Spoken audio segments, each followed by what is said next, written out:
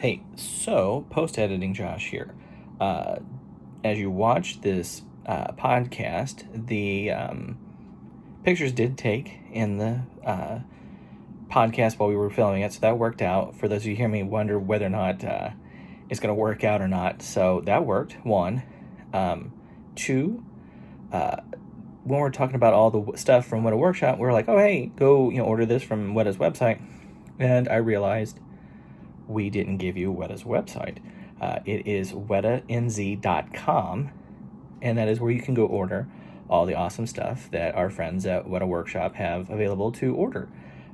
So just wanted to give you that bit of information since in the excitement of talking about it, we didn't. Hope you enjoy the podcast. Thanks, guys. Here we go. Well, welcome to the first ever episode of Collecting the Precious podcast. I'm Josh Long, aka LSR. I have a fellow staffer and friend and co-host, Jim. Jim, do you want to tell everybody your handle? Sure, I put it up there. I don't know if this is going to come through. Yeah, I'm a relatively new staff member based in Atlanta, Matt I. Gamgee. Done a lot of stuff with the Dragon Con fandom for many, many years, and continue to do that. We have one coming up in September. Awesome. And then because it's Comic-Con and a special occasion for collectors, we asked a very special friend to join us, Ben. Ben is a massive collector and has a display that is, for me, one of the best I've seen. Has amazing amount of room to show all his goodies. So we asked Ben to come on. He's going to show us his stuff. He's going to tell us why he collects what he collects and things that mean what to him and all that good stuff. And Ben, why don't you introduce yourself? Tell us a little about yourself, and thanks for joining us. Thanks, Josh. Yeah, my name's Ben Shank, and I've been collecting for, I would say around 8 years, like significantly. But I would say that my initiation into this, came from watching videos like the videos that you put up, Into Darkness. A lot of those guys, kind of got, because I originally started just collecting Toy Biz action figures. Mm-hmm. Sure. And I'm buying one of those at $50. Some, was a lot of money. And I remember looking at the Polystone stuff thinking, wow, man, that's way outside of the realm. And then over time, you just, you get excited about these pieces and you just keep growing with it. And I mean, it's a great honor to be asked to be on your guys' inaugural podcast here. Well, like I said, you have your display is really impressive. I mean, obviously, you and I have interacted through message boards and Facebook and stuff, and we've seen a lot of people's displays and everything, and your display is one of those that just is really impressive, and I want people to be able to see it. And so it's like I said, with it being kind of a special episode, we're going to combine having a collector friend on and also talk about Comic-Con and the new stuff that's come up or stuff that's kind of come up recently that maybe we haven't gotten a chance to talk a lot about. So we've got product photos of those and information, and obviously we're going to all kind of give our opinions and that kind of thing. So obviously you've introduced yourself. So when you're collecting, Ben, I guess my question for you, because I know what my answer is, and Jim we'll get your opinion too as well, so you can answer on this as well. Like when you see something, and we'll take like something like the new Sauron statue, obviously that's been announced. If you have that representation of a character, to obviously add a second character, are there certain things that it has to meet to say, okay, I'm going to spend the amount of money? Or is it just more like, that's a really cool piece. Yeah, I already have one or two of them. This is awesome. I'm just going to go ahead and snag it. I mean, obviously financials aside, obviously these things cost money and that kind of stuff, but just more, what makes you want to buy a piece? Yeah, what makes you want to buy a piece? Maybe that's the shorter way of putting it. I mean, I would say, the deeper that I've gotten into it, initially maybe I would have to have some criteria, or maybe I had 2 or 3 or whatever, and the new one has some new feature or some likeness to the movie that I like. But you know, a lot of it now is just like, man, I feel like if I don't get it now, I'm not going to be able to get it later on. Yeah, that's true. Yeah. And I think Absolutely. that the fear of the missing out of the kind of So what would characterize something that you just automatically pass? You know, well, that's cool, but that's not for me. I guess, you know, like some of these really crazy pieces that are going to be coming with the, you know, the expense, you know, the shipping cart charges have gotten kind of out of hand really recently. Mhm. I just can't believe some of the shipping prices on some of these items. So I'm interested to see, like, you know, with that life-size Sauron bust. Infinity. Yeah, I've got a picture for that, by the way, by people watching. I don't mean to We'll show that even in the picture when you guys see this, and I'm sure some of people watching this probably already seen it on Facebook or whatever. But even in the picture, it's massive looking. It's like when something is so big in a picture that's like this, Yeah. and it looks massive. It's a massive piece. I mean, I don't know where you would put something like that, and So yeah, my other question, my running question for Ben is because we took a little tour, very little tour. Maybe we're going to do it again. I hope around your display room, which is astounding, but it's also large. So have you reached the point where you have to curate what you can fit into that room anymore? Like that Thranduil Master series last year that Weta released was just so ginormous. Like even Richard Taylor was saying, I don't know where people will put this thing. So does that fold in at all? Yeah, I would say that I'm at that point now. You know, I thought this room was big enough and it would never fill up, but it's gotten to that stage now where you're right, you got to curate it. You know, I've got majority of the Prime 1 pieces on pre-order coming too. Mhm. And then, I mean, it's amazing right now to be a Middle Earth fan with all the stuff coming out. That's true. It's just unbelievable. You know, how many options and statues are coming down the pipe. I don't even know how. I mean, it's going to be hard to keep up financially, let alone with space. Oh yeah, absolutely. I think that's the thing, and a good point to go with for a moment. In that, I mean, I've been collecting Lord of the Rings statues going back to December of 2003. That's when I bought my first statue. Which, ironically, just a backstory on me, I bought my first statue actually from a shop in the Netherlands, and bought the Strider statue from the Sideshow Weta line. So that was the first piece I bought that I got in person. And then the first statue that I actually placed an order for was the LSR statue from the Return of the King line, because that was the line that was coming out obviously in December of 2003, and I had bought that. That was my first pre-order, 1,000 years ago now at this point. And it was crazy back then when you're collecting to have all of those statues coming out, and they did it a little differently. I can remember waking up.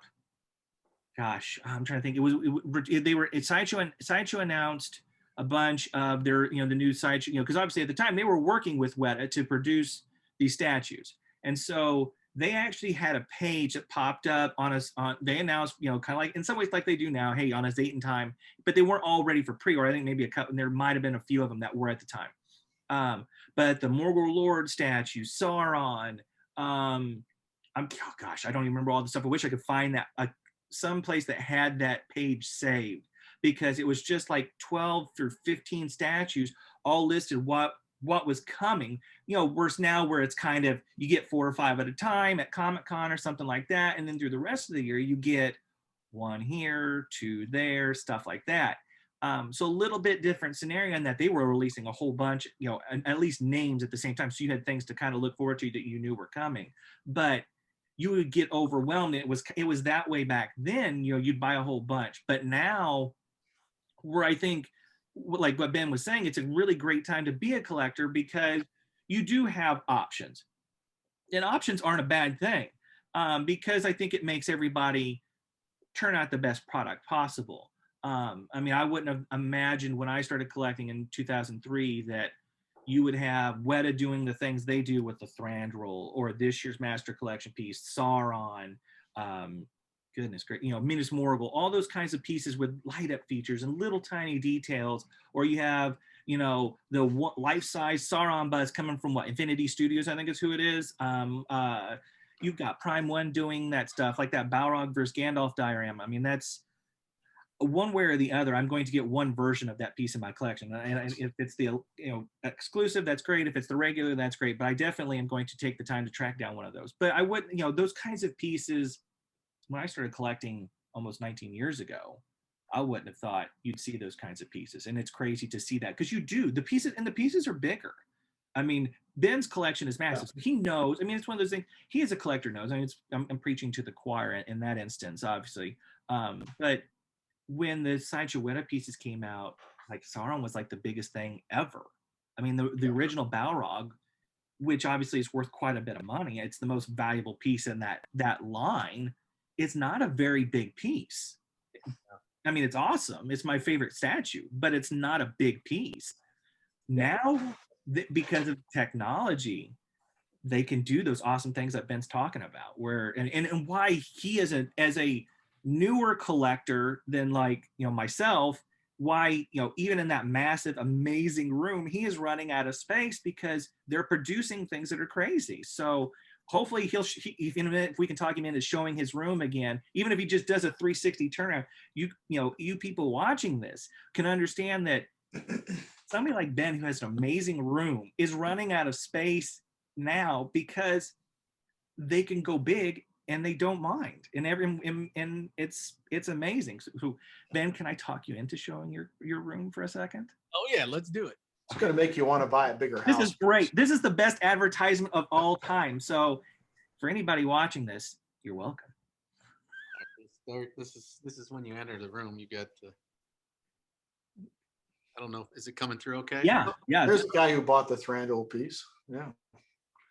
I'll walk around this way. And I love how he's got the art prints, all framed behind the statues and the weapons, and it is a full on. It's one of the reasons why I've gotten to know Ben a little bit conversating, and Ben's really a fantastic individual, but I wanted him on from a collector's perspective because he has such a cool, unique setup with these display cases and the weapons and the frames on the art prints and everything. It is a well thought out, organized display. And I mean, it's just, it's fantastic. There you go. Dine and his Warhammer. Wow. But and yeah, he's got like custom pieces and stuff too, that's another market that honestly wasn't available when I feel like I make myself sound like I'm really old when I say it this way. But those types of things weren't a thing when I started collecting. Well, Jim, like you and I were talking about recently with the Red Book. That wasn't that was a fan project that got started on a message board I was on that they contacted the guy that does them.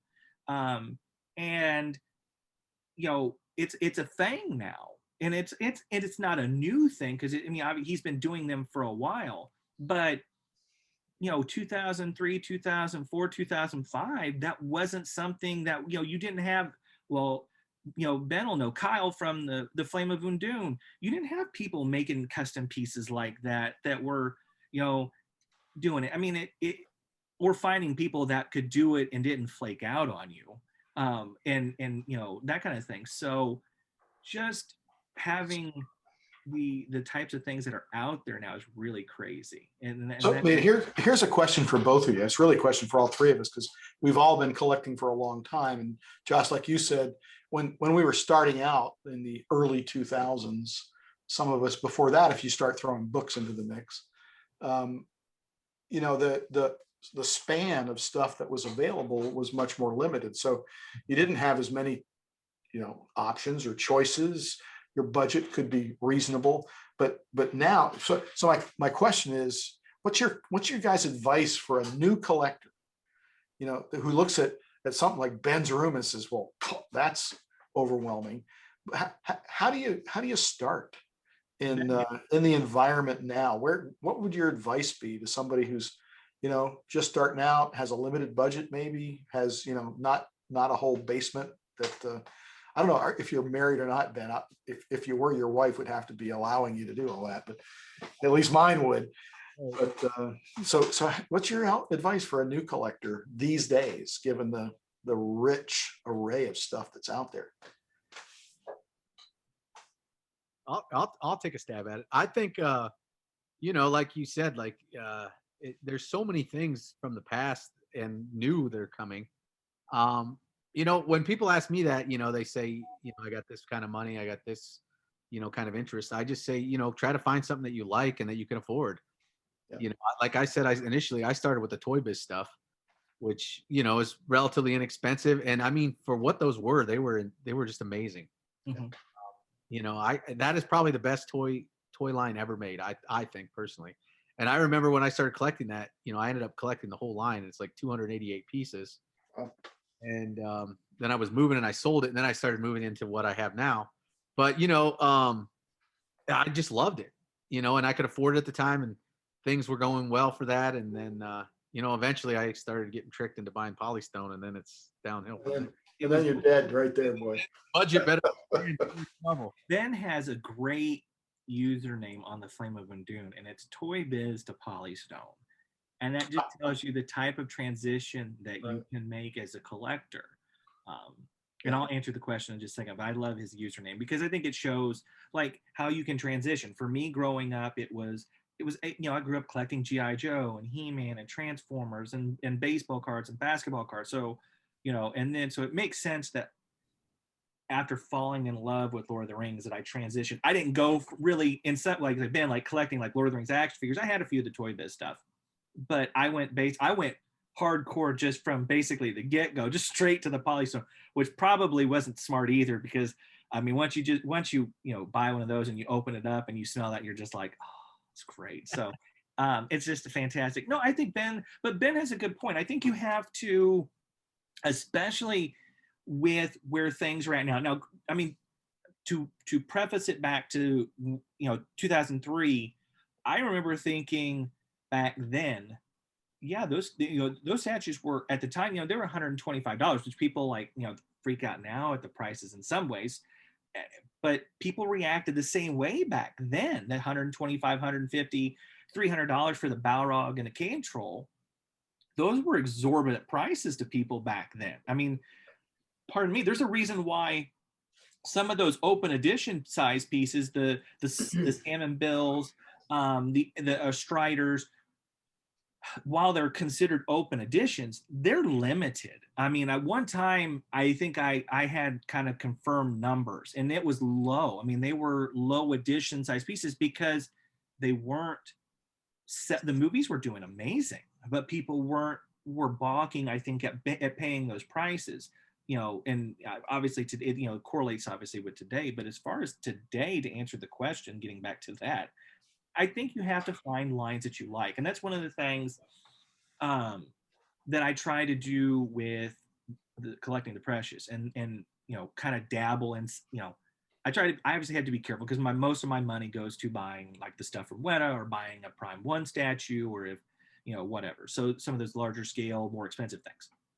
But I love stuff like, and I just did a review on it yesterday, like the Iron Studios 110 stuff. Took pictures and video of Legolas and Gimli.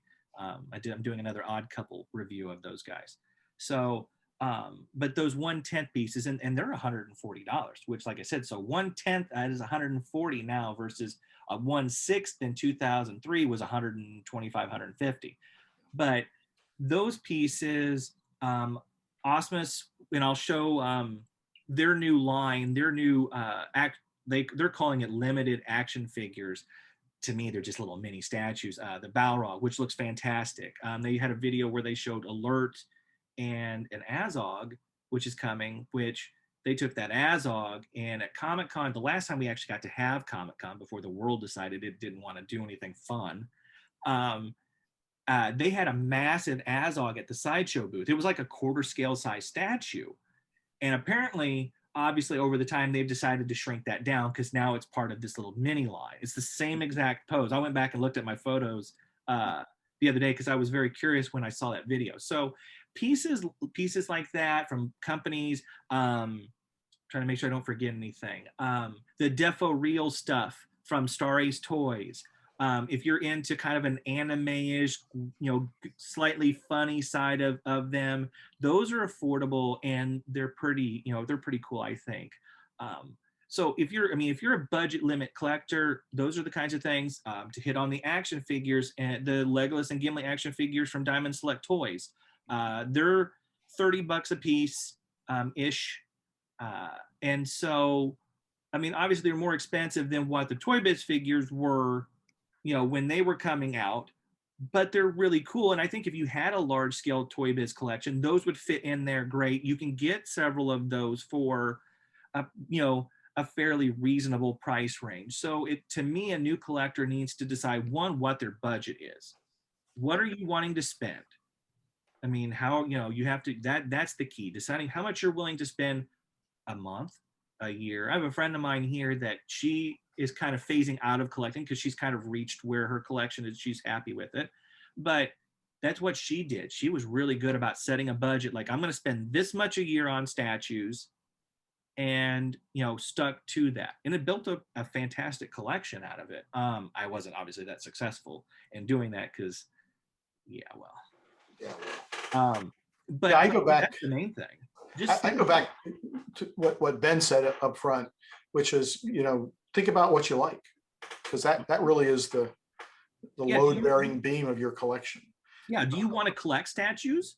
Yeah. Do you want to collect action figures? Because now you have that opportunity with what Diamond Select is doing. Do you want to collect kind of anime-ish type figures with Star Ace Toys? You have Numbskull Design, which is doing the rubber ducks if you're into really silly stuff. I got those. So, that's the thing. You have to decide what your angle is, what kind of collection do you want to build? Yeah. How much you're willing to spend, and go over there and try to stay in that.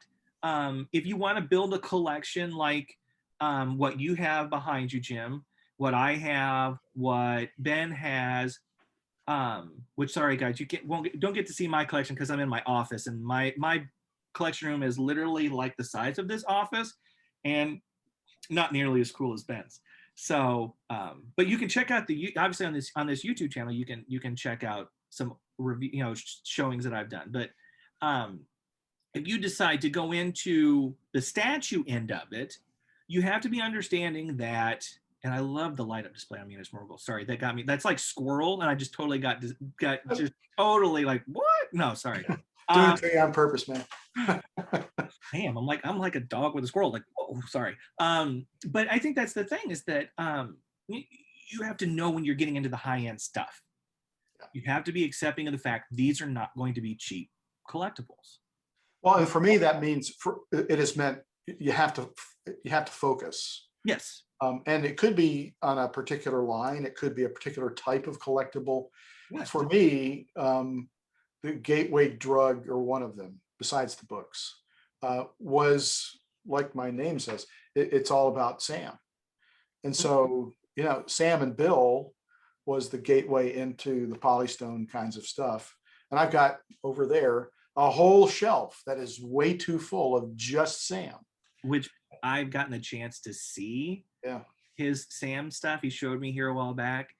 And maybe, I don't know, well, maybe if we can't, Jim, we'll have you take some pictures, at least on like an iPhone or something. And maybe we can attach that to this. But because he's got a really fantastic, and the thing about Jim too, and for the people watching this, I'm really, firstly, I'm going to say this again, I'll probably say this once. I'm honored to have both of you on and doing this and being willing to sit down and chat.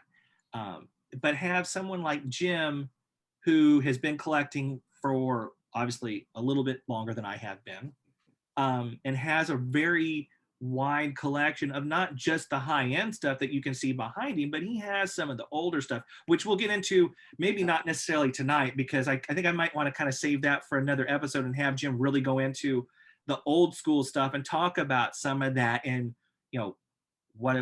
finding it, if he found it when it was new or whatever. And so, but he's got a really great collection, and he's been able to focus it on a character or focus it on just environments. And I think you have to do that.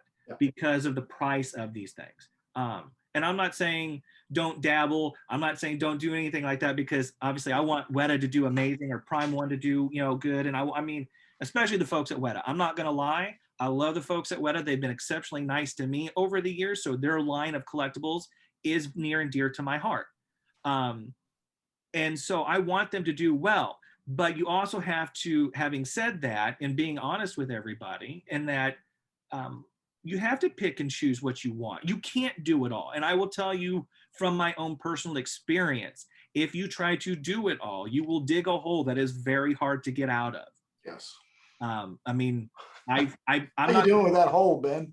to be upfront. If I dug that hole, I've been able to get out of it. It took me a while to pay off some of my own inability to say no, but you have to be, that's where you have to get to. You have to decide, I'm gonna get this and this, but I'm gonna skip this. And we'll talk about, I'll talk about we will talk about the master collection piece, but I tend to skip those. Oh, there's a Bilbo quote modified in there somewhere, Josh. It's a dangerous thing going out your door and starting this collectibles journey. It is. You never know where you're going to end up. It is. I mean, and that Lord of the Rings, well, first off, Lord of the Rings can apply to literally just about anything. There's a quote in there for something, but it does. I mean, just from my own, like I said, my own personal experience in stubbing of toes and trying to, I'm lucky now because obviously every once in a while, a company like Osmus will send us something, as Torn or me, specifically they'll send it to me to take a look at, and it's nice. And I try, obviously I'm up front when I get sent something. Hey, so and so sent this and that kind of stuff. Sorry, my nose is really trying to itch tonight. But I'm lucky in some of that. I've got the Cave Troll coming, the Iron Studios, and I'll be up front when I review that. That's getting sent to me for free. So I'm glad, because I really kind of want it, even though I just got Weta's. To complete the Moria sequence that Iron Studios is doing, but I'd really have to be careful because it's $800 and some, and you've got Comic-Con going on and stuff like that. So, unless you have that luxury, you have to be picky and say, okay, I'm going to skip the Master Collection stuff, but I'm going to do environments or whatever. But that's the risk, man. Because the newest, we'll show. I guess we'll show a picture later, but it's got Sam in it, and that's Sam. But in trapped. And Ben said it earlier, and that's right there. What you are talking about with your love for Sam. That what he was talking about, and I was going to say this too back when he said it. That feeling of not wanting to miss out. You have to be able to fight with that at times, because that was also something I ran into, not wanting to miss out, because some of those pieces they were boom, selling out and immediately going up in value because of obviously the proximity to how close we were to the movies. But even now, Lord of the Rings pieces still for the most part go up. You get some pieces that hover around retail, and you get ones maybe like Yasnik, even though it's a cool looking statue, because the Hobbit trilogy didn't do as well pop culturally speaking. Box office wise, it did amazing, but within the fandom, obviously didn't do as well. Those pieces outside of like the Azog on Warg have trended around maybe retail, and some of them I think will go up as we get into like the 10th anniversary of the films and stuff like that, where it's more nostalgia hits in some ways with those pieces and everything. So there's another question for Ben. Do you buy with kind of an investment in mind? Because it sounds like you sold at least one set, probably because you needed the money. But do you buy to invest? Do you buy? Because I'm never, as far as I know, going to sell any of my Sam stuff or most any of my stuff, because I love having it around. But so is your mindset to invest or to keep, hold, and love? I keep, hold, and love is probably more the case, but I'm always concerned about the price of things. You know, when it comes to like, you know, now with all the stuff coming, it's definitely going to cause me to be a lot more, you know, I guess thoughtful on my choices because of the how many options are available. But I think, you know, I'll always choose like the pieces that are super limited because they're going to be much harder to find later on. You know, the pieces that are like 400 edition size and smaller, compared to the ones that are obviously open edition or even, you know, 1,000, or they're just so much easier to come across. So I think that's going to be, you know, you know, what drives me, you know, because who knows how crazy it's going to get with this, with what's going on. I mean, it's amazing we're getting so many pieces now with these films being 20 years old. Right.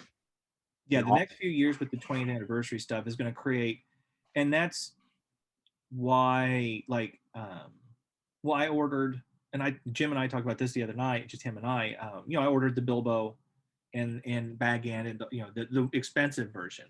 But having done that, now I already have the Galadriel Classic series from the Hobbit open because that outfit and that sequence was beautiful, and I love that sequence. But there's other things that I would skip on, you know, silly stuff, maybe like, you know, the new helms that got announced. I think they're awesome, and $80 doesn't seem like anything, but when you're talking about Multiply it out. helms at $80 a piece, and I have Galadriel on order, which is $350, and Bilbo on order, which I had some points, so it took some money off, but it's, you know, what, $1,200, and then I ordered Sauron, which is $900.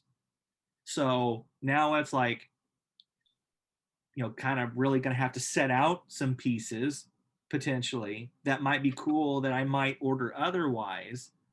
Like Ben's talking about, you just have to be kind of, with the where things are at, with the choices that you have. Like, okay, that's really cool. In another scenario, I would get that. But with the 20th anniversaries, we're in a very unique, special time because they're doing those cool pieces, and they're, like I said, they're huge. I mean, it's Bilbo and Bag End is not a small piece. That Sauron is not a small piece. So those Prime 1 pieces are not small pieces. You simply cannot. I don't care how cool you are, and how if you build a house to your collection, then maybe you can do it. But other than that, you can't buy them all. Not unless you're going to rotate things. And I know people that have tried to do that and end up just selling those pieces off that they don't display very often because it's one, it's a pain to box everything up. Two, there's always nerve-wrackingness in boxing things back up, and are you going to break it any at all putting it back in the box?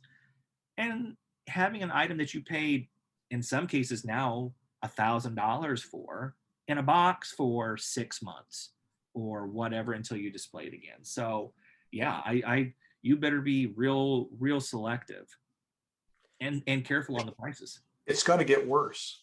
Yeah. Oh, yeah. I mean, the world's largest online retailer is about to launch a 5-season foray into the second age of Middle Earth. And if you don't think that they're going to be looking to make a lot of money on collectibles, absolutely. Well, and so we're going to see tons.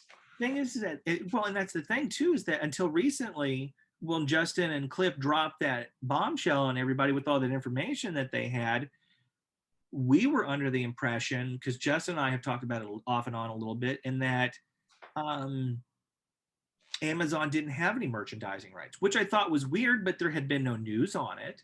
Yeah. And then all of a sudden it comes out, we found out, oh, they do have merchandising rights. So now there's the possibility of the shows and, you know, in the season, all the seasons that they're going to do, and who's going to do the collectibles, and what are they going to look like, and how much are they going to be, and all that kind of stuff. So now we have, on top of the 20th anniversary of all the Lord of the Rings films, the 10th anniversary of all the Hobbit films, now you're throwing a new show on top of it, which in theory will create some buzz and some interest in those pieces from Weta, you know, that are, you know, or more interest, I should say, probably, in those pieces from Weta, from Hobbit and Lord of the Rings. And now those edition sizes, like what Ben was talking about, when he's like, look, you know, what he's trying to gauge that by, you know, if you see something you like that's only like 400 or 500 pieces, I'll even go up to 1,000, because to me, with where things are at, 1,000 pieces isn't that many. But I would go, anything up to like 1,000. You're going to have to really think about in that moment, how much do you want that collectible? How much are you willing to spend on that collectible? And if you're okay with the price, and if you're married and you have kids and all those kinds of details, and those I's are dotted and T's are crossed, and nobody's upset if you spend that kind of money on a statue, I would order it. And I'm not saying that as the collectibles editor for Torn, and somebody who reviews these statues. I'm saying that because I know what it's like to say no to certain pieces, track them down later, having paid more for them because you said no, or bought a piece knowing that it's probably going to go up, and then when it does jump through the roof, be like, well, I'm glad I paid that for it and not X number of $100 more or whatever. Like the Azog on War, the last I checked, it was going for like $1,200 or $1,300, and it was, gosh, what was it, like $700 or $800, I think, maybe when it came out originally. I'd have to go back and look. So you're paying almost double what it came out for retail wise. So yeah, the Amazon shows are going to create a whole nother wrinkle to collecting. Then you're going to need a bigger house. Clearly. That's definitely on the radar. But yeah, like you're saying too, and you notice it now, like the prices on eBay have just skyrocketed for all those. Oh yeah. I mean, in the last 6 months, it's really wild, just how much interest is generated by all these other companies and all this other stuff, around all this. It's insane. Yeah. The 10th anniversary. It's just like this culmination of all these great things for us Middle Earth fans. That Ben, have you ever gone back and filled in a gap in your collection that you really wanted, and had to pay the eBay price versus getting in on the front end?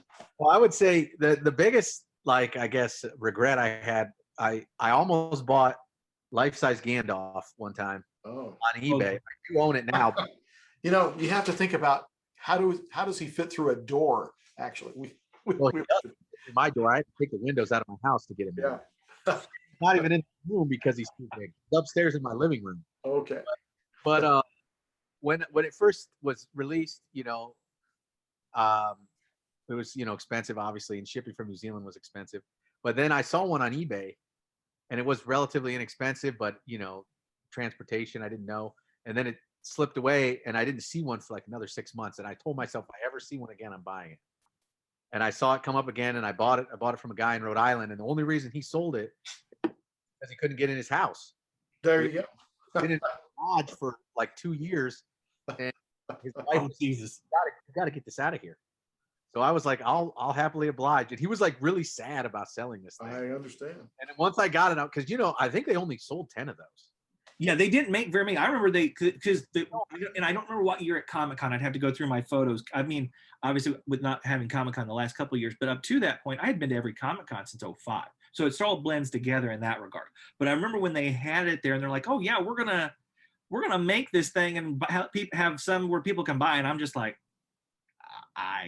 cool. There are going to be people that buy this, but you have to have a very special display to be able to do that, or be able to have, have a. Ben's very lucky because he's got, and I've seen, Ben and I are, Ben and I are friends on Facebook, and I've gotten to see Ben's wonderful family through pictures and stuff like that. So I know obviously he's got a very loving, caring family that lets him do this kind of thing and be able to put that in places, because you better have that. Because when you're buying a life-size scale of anything, that's a special request upon a special request. That's not just buying a 6-scale statue and going, "Hey, look, I bought this." This like, hey, Gandalf's going to come hang out. He can sit at the dinner table, literally. So it's a very big piece. It's very cool. So yeah, you need a very special loved one for that kind of thing. So Ben's very lucky in that regard.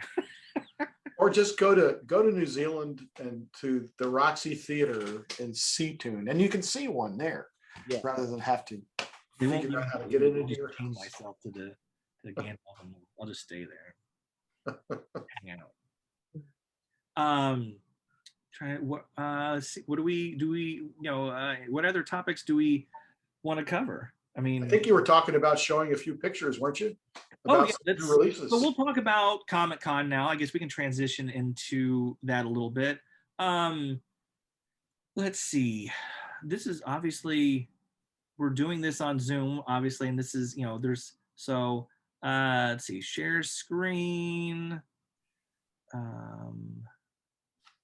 I'm with using, obviously, as we talked about beforehand, not my deal. I'm trying, let's see, Firefox unknown. So we'll see. Zoom. While you're looking, obviously we've got lots of releases coming out. Weta has been doing their, I guess, what are they calling it? It's the San Diego Comic-Con, and they've got this new experience in Auckland, and they're kind of combining all of this. And then they revealed several new pieces yesterday that are coming out. One of which it sounds like at least Josh has already ordered, which is the Sauron piece. Did you order that, Ben? I haven't, but I will. Because it kind of fits. We'll see a picture of it, but it fits into that. Is this going to be a unique piece versus other Saurons you might have in your collection? And the way they described it, it really is going to be, because it's instead of the prologue Sauron, it's the post-log Sauron. They even have a special sword that they crafted that never made it into the movie. The paint scheme sounds unbelievable on it. And so there's lots of special elements and a different pose. So might be why you'd want to get it. I also like the light up feature too. True. Well, there you go. Okay, so you guys can see this. I will state for the record that it was saying something about it might not be able to record the screen share. So I'm not 100% sure. I'll be honest, if you're watching this, there may be pictures at the end because it was acting like I was going to have to quit Zoom in order to show this. So we can kind of start wherever. So I do have some non-Lord of the Rings stuff in here that we might kind of talk about at the end. You guys can see my screen. I don't know if people watching can see my screen, but what piggies do you guys want to talk about first? Do we want to talk about all the stuff from Weta first, or do we want to save them for last since they kind of have the largest amount? It's your podcast, man. Whatever you'd like to start. We'll start. We talked about affordable stuff. Okay. So we'll jump this out, and hopefully everybody is seeing this. I don't know that it's going to allow us. Like I said, it says you're screen sharing and it acts like we're recording. So for those of you watching, I'm not going to edit this out because who knows what it's doing. So there may be the pictures in it inserted somehow if I can figure out how to do that in the middle. But so first piece that I have up for those of us that actually can see this, in case you can't, is the new Osmus Balrog, part of their what they're calling a limited action figure line. It has limited articulation, is why they're calling it that. I don't know. In this, you really can't see. I don't know if I can go any zoom any more than that, or if that is. Yeah, I think on this piece they were saying just his head swivels. Yeah, well, I think the wrist might, and I think the head. But basically, for all intents and purposes, it's a mini statue. I think. For like I said, as far as budgets, I think this kind of line is really good. I think he's only 110, so that's pretty, considering today's market, that's pretty darn affordable when you're talking about collectibles. And Osmus has done some really cool stuff with their 6-scale figure line. That Gold Crown Gandalf was absolutely fantastic. And as I said in the review, that's not something I traditionally collect, that scale and stuff. They did really great with that. So I'm really excited by this as more of a statue collector. He's obviously got the fire whip. I like the way that the flames look in the photos. And obviously this is an artistic photo from, and then I took it from Sideshow's website because they had some. But I think it's really cool. I think it's really well done. It's $110. It comes out oh shoot, what did it say? End of this year, I think, maybe something like that. I think end of this year, November, December-ish, maybe January of next year. So it's not too far away. But no, I think it's really cool. So what do you, I mean, you guys can see this, so we can talk about it. Like I said, I can insert the photos later if I need to. So what do you guys think about this particular collectible? And if you like the Balrog and that whole scene, are they going to make a Gandalf to go with this? There's no, they've announced 3 figures so far. The Balrog, Lurtz, and Azog. Okay. I would imagine that there will be a Gandalf, because I mean, there's one of those things with any line, the characters that generally get done early. You know, if you and Ben has been collecting long enough, I'm sure he's seen this at least in 1 or 2 lines. Gandalf, Aragorn, you know, like Legolas, Gimli, those kind of characters, those, especially those 3, Gandalf, Aragorn, and Legolas, good guy wise, are almost always like in the first 3, 4, 5 figures that get done. So the fact that this particular line is actually starting out with 3 bad guys is really kind of rare among Lord of the Rings collectibles, at least in my experience.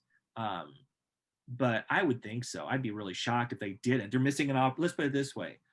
To my friends, our friends at Osmus, if you guys don't do a Gandalf to go with this, then I think you guys are missing an opportunity to.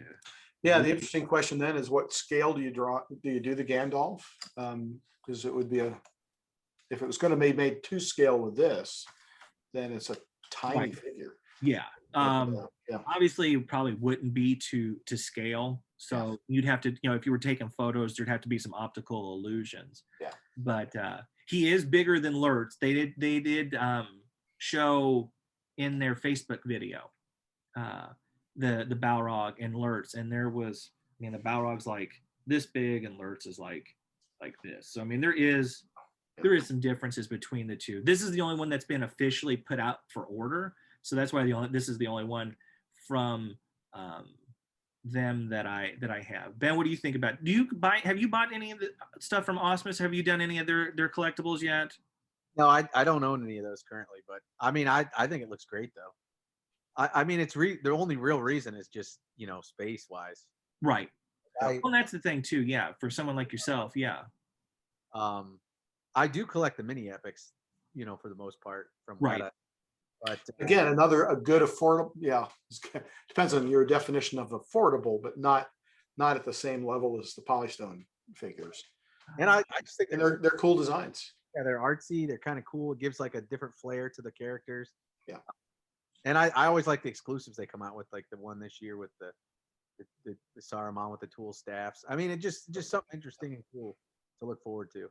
But yeah, I think this is great. I mean, I'm a big fan of the Balrog, and I mean that's definitely everyone's go-to to start a line. You gotta come with a good Balrog, and it looks like they did. Well, and that's the thing too for me with something like this, is that it's a little bit, it's like I have the Balrog mini epic, which I absolutely love, and I have the Balrog from the Star Ace toys, the Defo Real Balrog, and I love both of those, and they're amazing. But they're kind of that unique, you know, like anime style with the mini epic, and then the Defo Real is kind of a cartoony but still real looking Balrog. The thing I like about this compared to those is it's more of a straight from the film mini version of a Balrog, because obviously we have the ones from Weta and then the one from the Sideshow Weta line, which are obviously straight from the movie, but those are both larger scale type figures. Let's see. Well, I don't remember. So let's see. What else do I have here? Okay, well, we'll save Aragorn for later. This is from Iron Studios. This is not a Comic-Con announcement, but it's somewhat recent, and I haven't talked about it a lot on Torn yet. But Iron Studios is doing, as I said earlier with the Legolas and Gimli, they are recreating the Balin's tomb sequence, and they're doing it in 10th scale. And so far they've out statues that they've done. They've done a Ringwraith previously. They've done a Frodo from Weathertop. And I mean, just to be honest, I like the Frodo is neat, but it's got some consistency issues with, like, he's wearing, it's supposed to be from Weathertop, but he's wearing his Fellowship cloak and it's weird. I know they kind of messed that one. I'm not gonna lie. I mean, just to be honest, I think they messed that one up as far as like accuracy. Now they also had a new piece that came out from End of Two Towers, where Frodo shows the ring, just in that sequence, and then him and Gollum and Sam leave, and Faramir helps escort them out. It's that sequence of the film. The top of Osgiliath, that yeah. And they had that out here a couple of years ago at Comic-Con, and it had some errors, and I actually sent Chris I actually sent him an email at Comic-Con looking at him like, hey, are you guys in conversation with Iron Studios consistently? He's like, and not to air conversations, but he was like, yeah. And I told him, I was like, they need to fix this, because there were Saruman's Uruk-hai there, and I was like, those guys aren't. And so there were some consistency issues, but they fixed them. They have, I mean, to their credit, they have fixed those. There is a consistency issue with Gimli, his axe that's on his back, and I don't think I mentioned this in the review, thinking about it now, that he doesn't have the axe on his back during that sequence. But that's one of those I'll forgive, because the rest of it is fine. But I will say the stuff for Balin's tomb, having gone through that whole diatribe, is these are accurate, and they're 10th scale. They are I don't know that they're polystone. I don't think they're like a PVC type, but they feel polystone like. So maybe they are. Maybe they're maybe there's different kinds of polystone material, mixtures that they have. But they're pretty detailed. They're 10th scale. So they're not super big, but they're not itty bitty either. But there's this orc with the bow and arrow. Okay, yeah, so at least one more. Yeah. Got the armored orc here, and then and then Boromir are the three new pieces that got announced. I personally have Boromir on order, and obviously the Balrog from Osmus, and then I think I ordered this orc. I'm not going to get the other one. Well, for one, they all three come out at the same time, and they're all like $140 a piece. So just what looks cool to you? Is that how you decide? Well, Boromir was a must, obviously, and I really like the Boromir. To go back to it, I really like the Boromir. I think it's a cool stance. I think the lightness actually is pretty good, all things considered, for being 10th scale. Obviously, the smaller you get, sometimes it's harder to get. Lightness is pretty, as spot on as, say, a 6 scale statue, quarter scale statue, half scale, 1-to-1. Obviously, the bigger you get, the easier it is. But in this instance, I've ordered Boromir because it's a must for me. And then I was the decision of, do I want this orc or do I want the arrow? And I like this one better, just because of you get, you got this cool piece of Moria here with the dwarf skeleton. I like the armor. I thought the armor was cool. So yeah, it was just kind of a decision. When it came down to the orcs, it was like, which one do I think is cooler? And so I went with this. And then, like I said, too, factoring in they all three come out like at the beginning of next year. So I didn't want to get hit with 280, 420, trying to do math here real quick for all of you watching, plus shipping and that kind of stuff. And then on top of, I knew that I had, I do have a Defo Real Treebeard coming from Star Ace Toys. So that one's shipping, and then obviously at the time, I knew, like, I think Bilbo might have been announced. And so I knew that was coming. And then obviously the 20th anniversary stuff from Weta. And it was a decision to go back to what we were talking about earlier.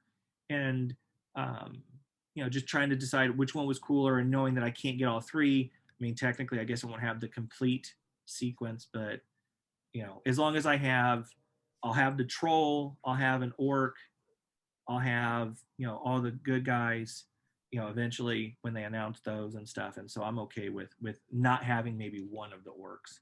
And you know, they're open editions. I don't think I don't recall these having edition sizes. So it's one of those pieces that, like Ben was talking about earlier, I can probably go back later. Like I know right now you can get the Legolas and Gimli. They're in stock from Sideshow. And so if you order those now, then you can go ahead and get those today. They'll ship today, long story short. So it's a situation. I'm sure the orcs in Boromir will probably be the same. So yeah, so that one orc got prioritized out for other stuff. So those are a couple of smaller scale items. I mean, what do you? I mean, what I'm Ben. I mean, you. I don't know. Like again, I don't know if you're doing any of the Iron Studio stuff. But I'm, you know, obviously I'm curious what you think, Jim. I'm curious what you guys think of like some of this kind of stuff versus some of the obviously the bigger statues and everything. I think it's great. I mean, I don't currently own any of these currently, but I'm impressed with them for sure. I think it's great that you know, a company took on and did that scene, like decided to do all the characters from, you know, the Balanced Tomb scene, because that is an awesome scene. Absolutely. And, I mean, I definitely, you know, the more I see of this, you know, I definitely want to get them.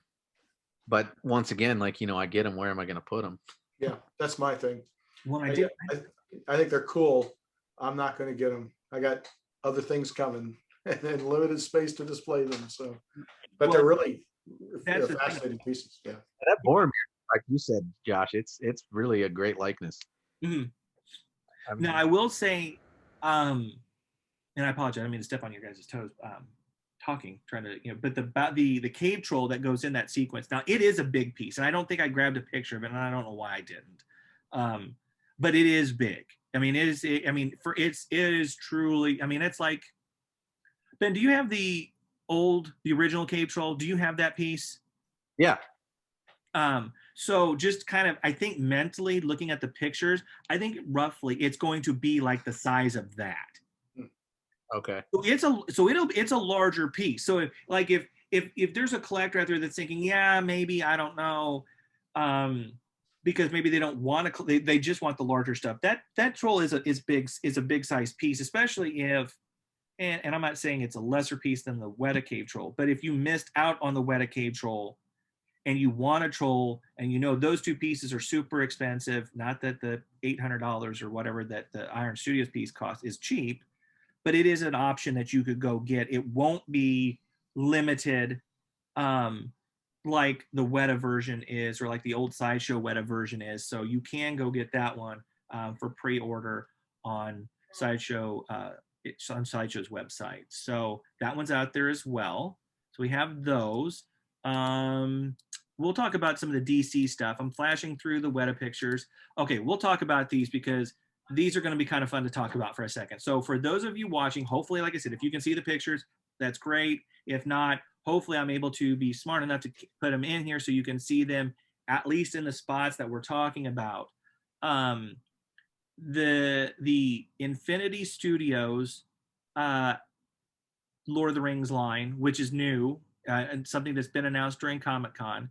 Originally, the folks at Sideshow, Chris was on, I think, the one day these were announced, and he thought, I know it was funny to watch him be kind of blown away because he's seen a lot of stuff, obviously being, you know, at Sideshow and seeing those, you know, all the stuff that they do. And they were reporting that they were third scale, which if you've seen, you know, if you've got quarter scale stuff, you know that that's a pretty good size piece in and of itself. Well, obviously a third's going to be a little bit bigger. Somebody, pardon me, on one of the Facebook groups Ben and I are a part of, asked them in a message on Facebook someplace about if these were actually what scale these were, confirming, and they said no, they're half scale, which is massive. And you can see here that just in this pose where it's from, obviously you shall not pass. When you're talking, you're talking, obviously it's going to be smaller than Ben's life-size Gandalf, but not by a lot, because he's got his arms up with the staff and the sword. So he's adding extra footage because of the pose. And then it's got the base, and I have a picture of the base and I'll show that too. It's got real, it's got the faux hair, and real clothing and stuff like that. So it's a pretty incredible looking statue. I don't know what their stuff normally runs. I mean, they're kind of a newer studio to me as far as paying attention, because obviously not doing Lord of the Rings beforehand, I wasn't paying attention to them.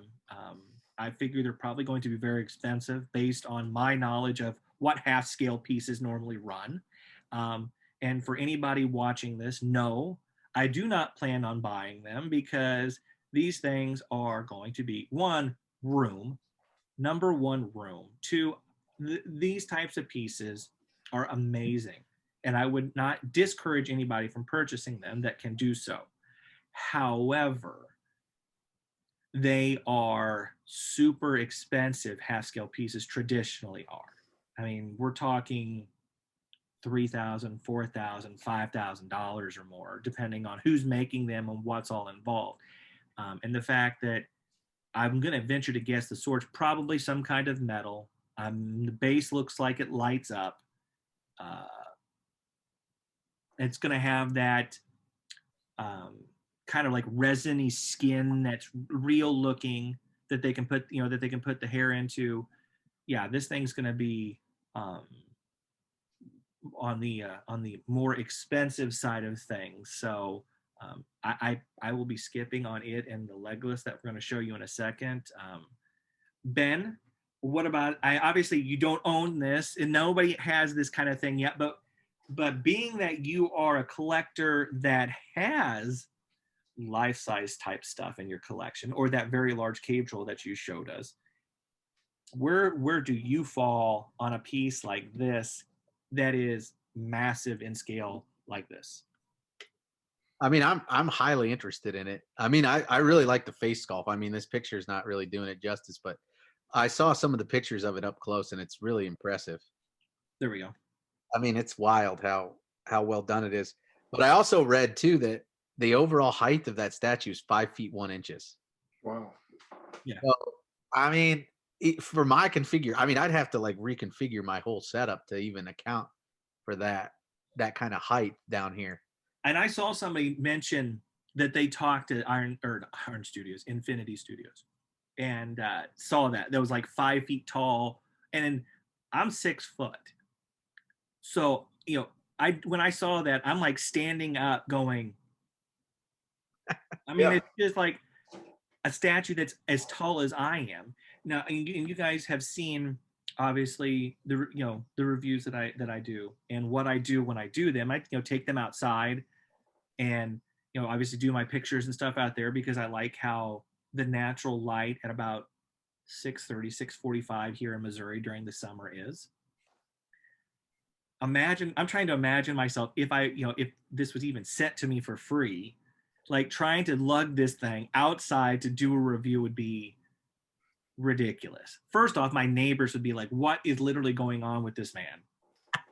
They don't do that already? Well, I have actually had a couple of them stop and go, what exactly are you doing? And I have to explain to them, hey, I'm a staff member at the OneRing.net. I'm the collectibles editor, and they already kind of know that I like Lord of the Rings because it's come up in conversation or whatever. But yeah, then you have to explain, I'm taking pictures of this and videoing this, reviewing it, so that way if other people decide that they want them, they can, hear our, as Torn, in particular, my thoughts on, whether or not this is an item that's worth purchasing. So yes, they already probably think I'm a little crazy, because especially if you go through a time where you get 2 or 3 boxes at once or in a short period, and they don't come in small boxes anymore. Something like this, the UPS guy is going to just drop this off at the end of my driveway, and my neighbor's going to be like, "What is wrong with you? I mean, did you buy a couch or what?" So, yeah, like I said, I know Ben. I know he obviously has the Gandalf and those kinds of things. So I'm definitely curious. I'm on a scale of 1 to 10. How likely do you think you are to buy something like this, considering and factoring in the 20th anniversary stuff coming from Weta on all 3 Lord of the Rings movies, and then you got like Prime 1 and stuff like that. I mean, I depending on price, I mean, I'd highly consider it. Are you more likely to get Gandalf or Legolas, based on the 2 right now? I mean, to be honest with you, the one I'm most excited about is the Sauron bust. But We'll throw that in a second, by the way. That's another piece from these guys. Out of those 2, I would definitely say the Gandalf I'm more inclined to get. I just, that's such an iconic pose. I mean, I can't believe it hadn't been done before yet. Right. And that's actually the thing about this that in some ways is most amazing, is that it's the first time somebody has done even that Prime 1 piece. Right. It's not this, it's that sequence. Right. It's not this pose. And for people who just know what Lord of the Rings is, that they know, if you were to say, I mean, you hear normal people that aren't fans talk about "you shall not pass." They'll use it as a joke or a reference. And so the fact that these folks at Infinity Studios are the first people to do that is really crazy. Jim, obviously, a collector with limited space, you're like I am in that regard, and obviously don't go into the much larger scale of collectibles like the 1/1s or the Haskell's and that kind of thing. Right. What I mean, 1, I guess, what do you think of it? And 2, can you imagine actually buying something, pardon me, like this? Yeah. And trying to figure out where to display it. Yeah. Well, I think it's an incredible piece, and I agree with Ben that and you guys, that hard to believe that this particular iconic moment hasn't been captured before. Unlike some of the other stuff that we see, like the Sauron piece we'll look at from Weta, which is kind of a new pose. You're seeing a lot of those kinds of things here, or like the Master Collection.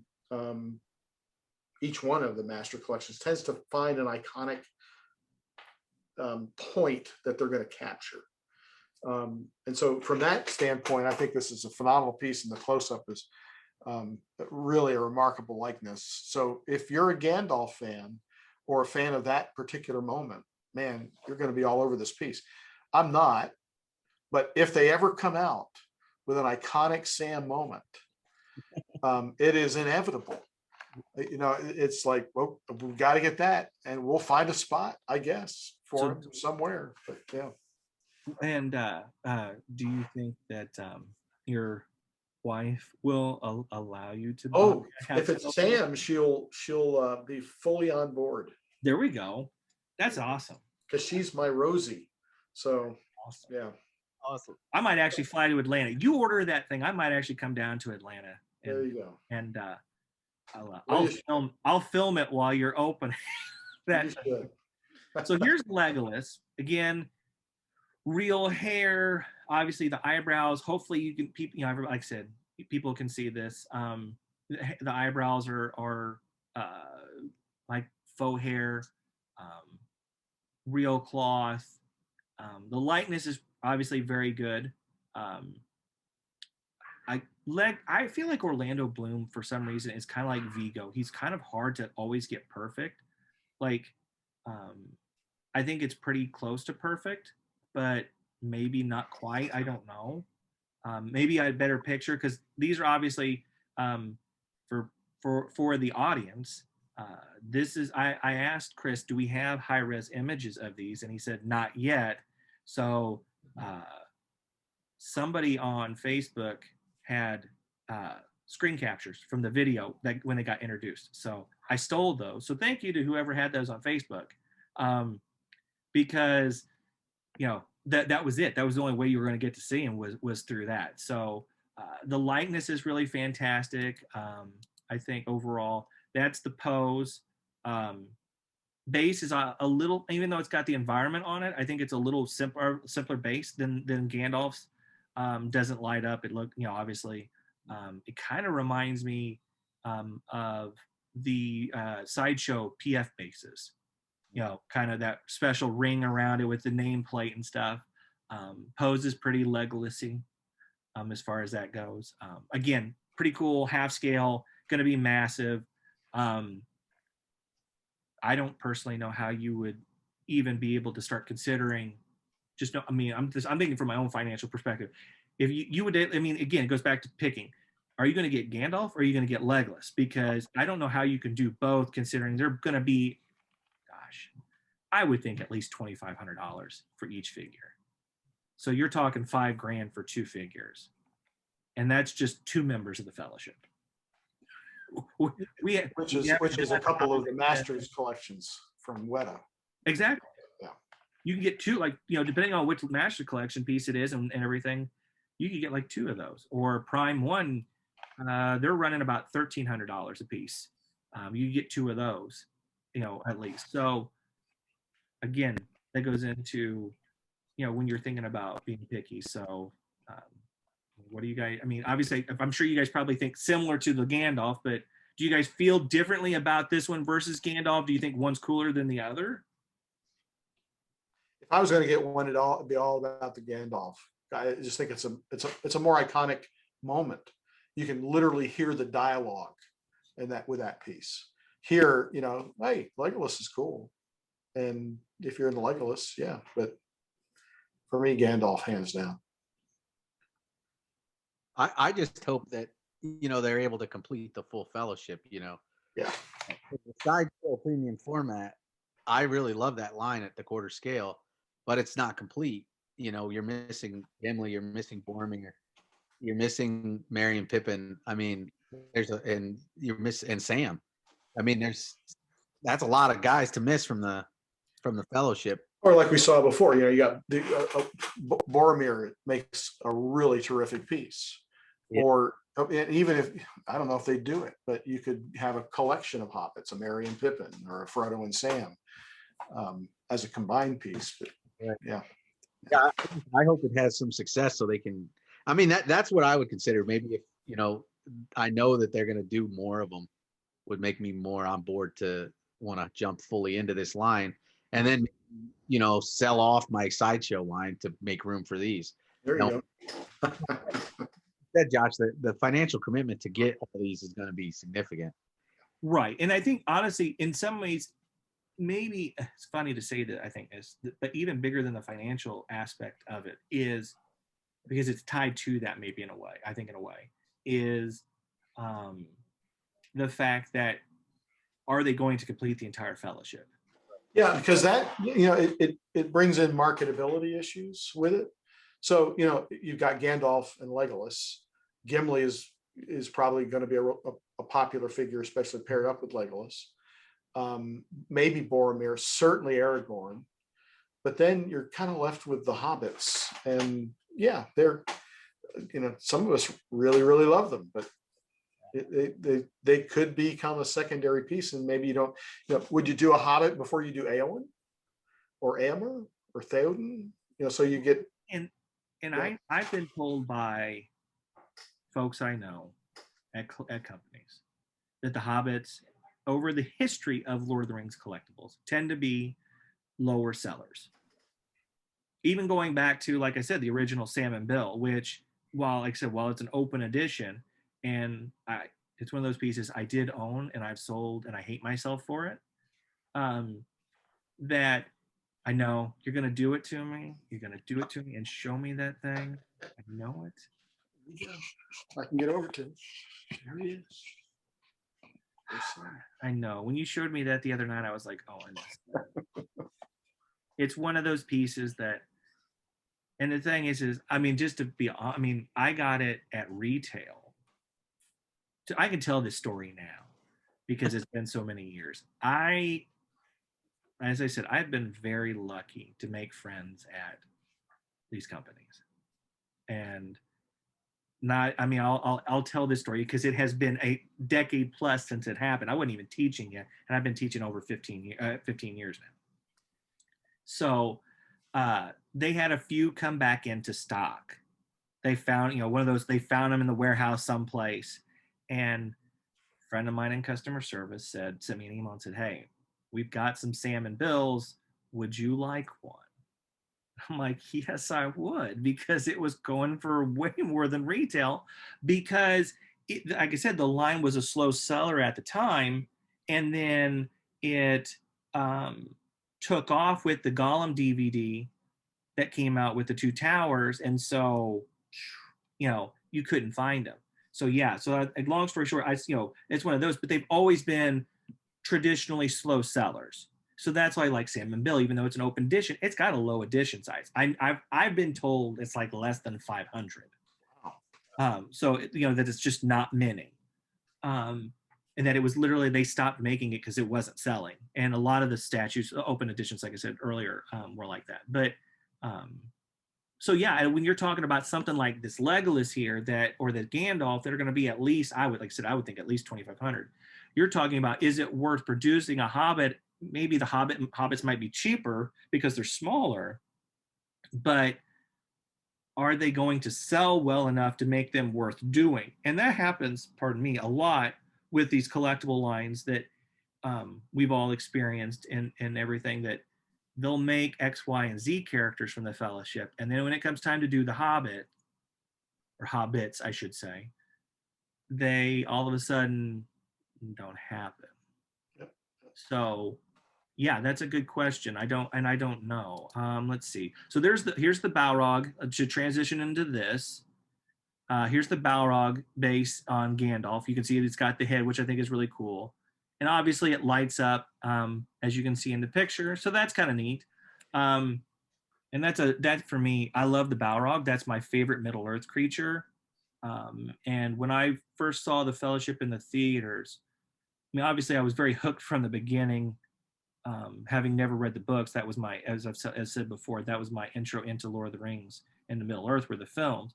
But I, obviously was hooked from the beginning because I'm like, this is the most amazing thing I've seen on screen. And then especially with the prologue sequence, I mean, I'm like, this is amazing. And then they get to the Moria sequence and how beautiful it is, despite it being dark and torn up and everything. And then you've got the cave troll fight in Balin's tomb, and I'm like, this is just, I'm blown away.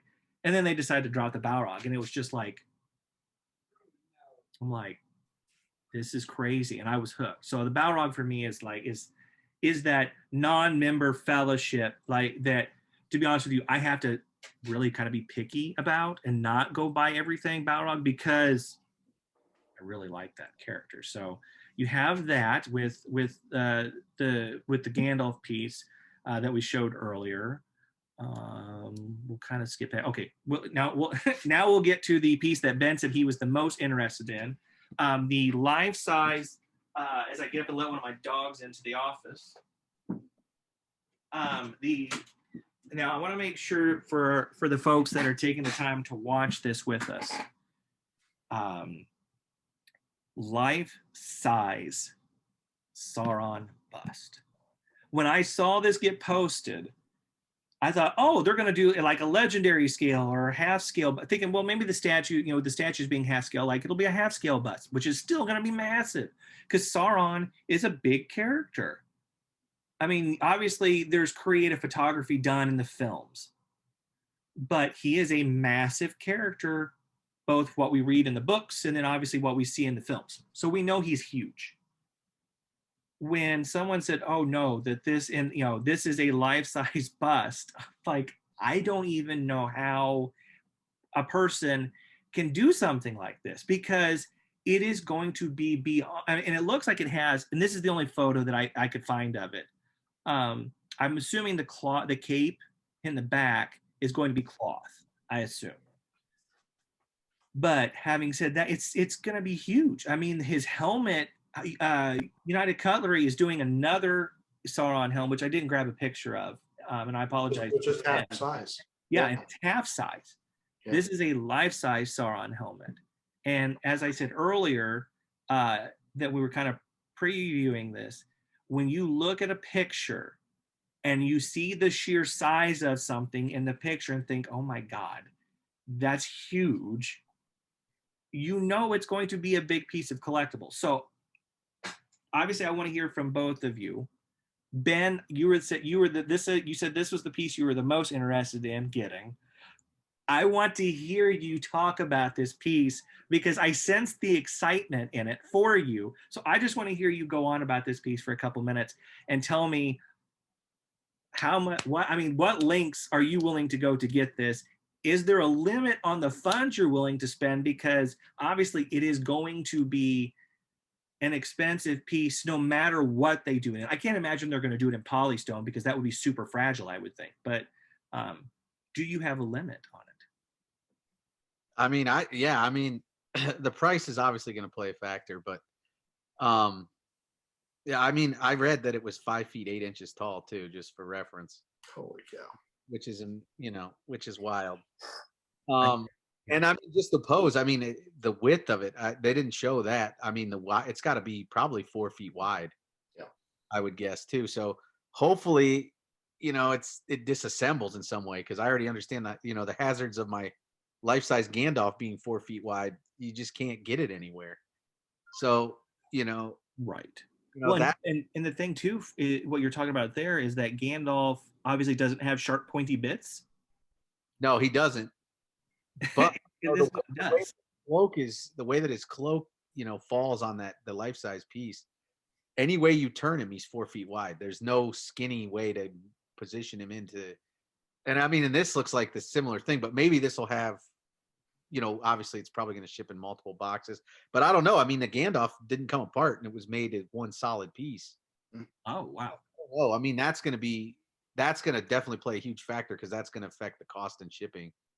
I mean, if that's a one piece thing, that may be $2,000 in shipping or something crazy, depending on where it's coming from. Right. On top of those kind of factors. I'm assuming Sideshow's going to sell these because I think this came up in one of their Sideshow Con videos, which just to throw out some love to our friends at Sideshow. They've been doing a really cool job with their stuff, and you can go track down their videos on YouTube and their webpage, sideshow.com, and you can watch these videos with the stuff in it, and maybe get a clearer view of it than this particular picture. But so maybe shipping might be easier because if they're distributing it, they might have at least a limited supply. So obviously ordering from them, that might help you out in that regard.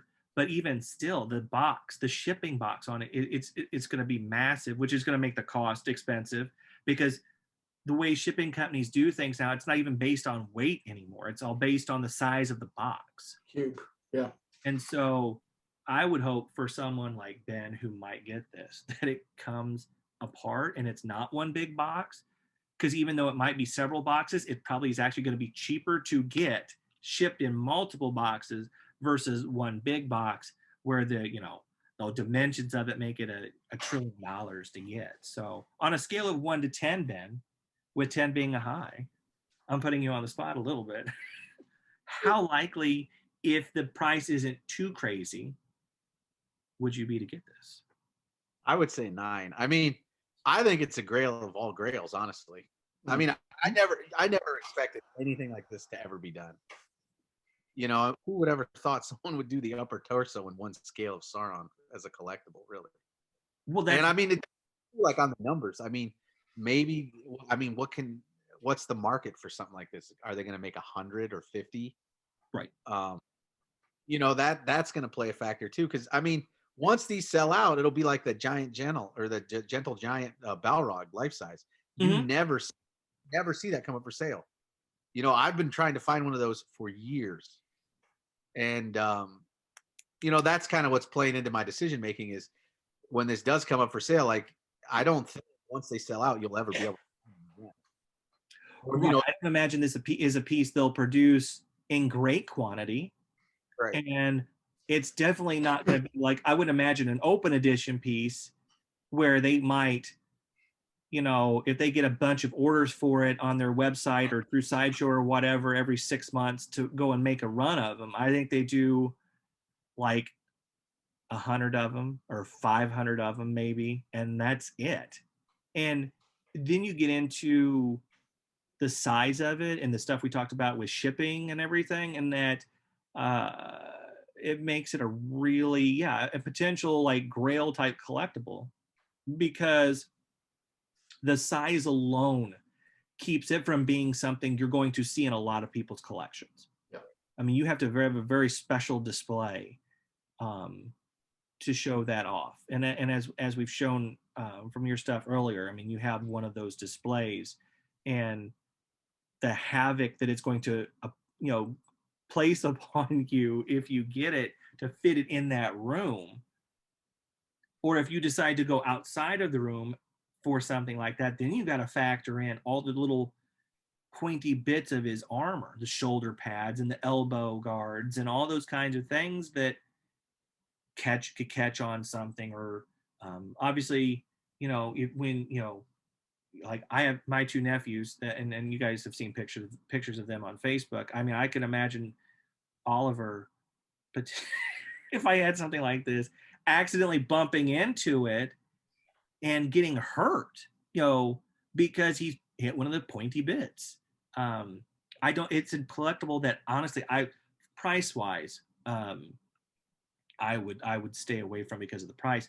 I would stay away from it if nothing else, just because I don't know where I could display it and display it safely. Because at least with my collectibles, they're downstairs in my basement.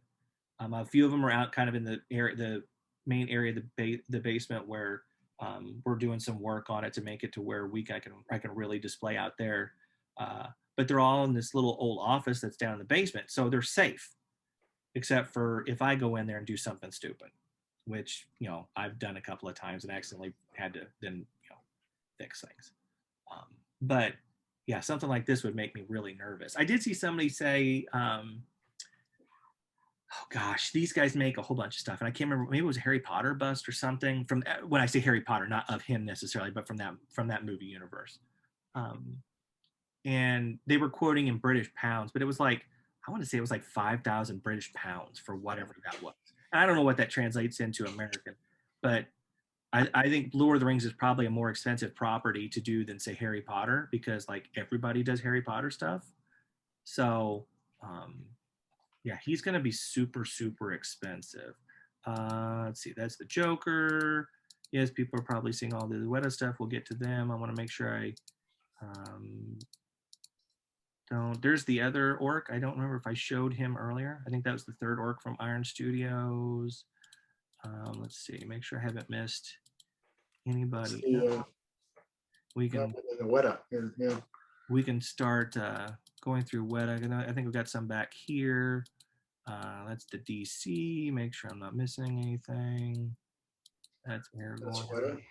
That's my Legolas and Gimli pictures from, and those are the figures I was talking about earlier, by the way, the Legolas and Gimli from Diamond Select. And they're roughly the same kind of size as the Toy Biz stuff. That's a Batman statue from Weta.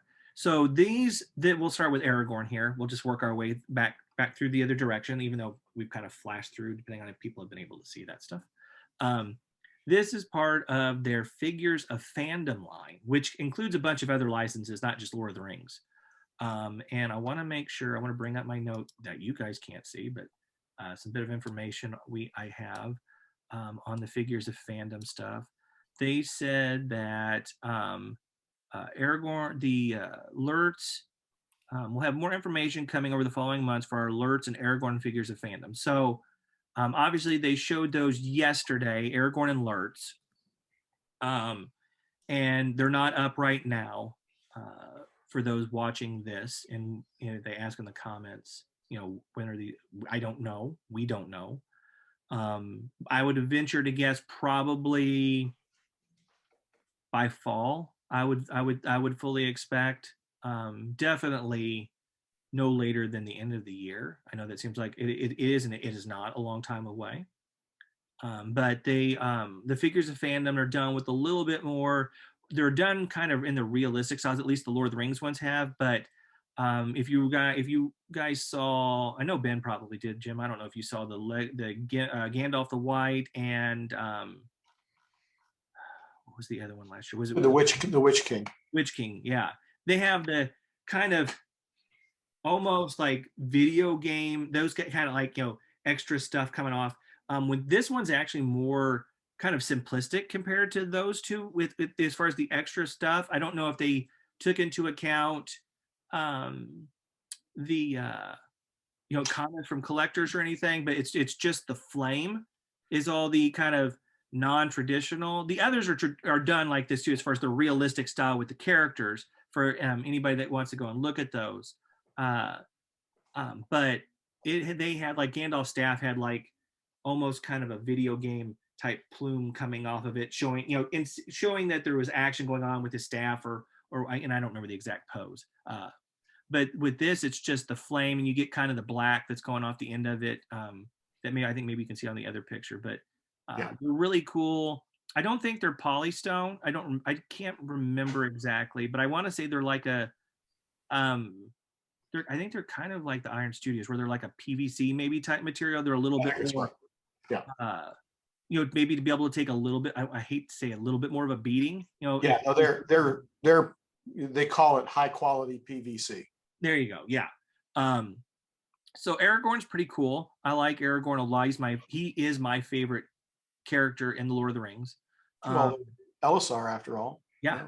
And so, having said that, though, I will say for the record, I'm probably going to pass on Aragorn. Not because I don't like it. Again, we factor in the fact that there's other stuff coming, and when you factor in what I've already got on order, but I'm waiting for other versions of Aragorn that I think are going to be done over the next few 20th anniversaries popping up. And so I'm going to hold off on this for me personally. But what do you guys think? Ben, I don't know. Did you order Gandalf or the Witch King? I did order both of them. I don't have them yet, though.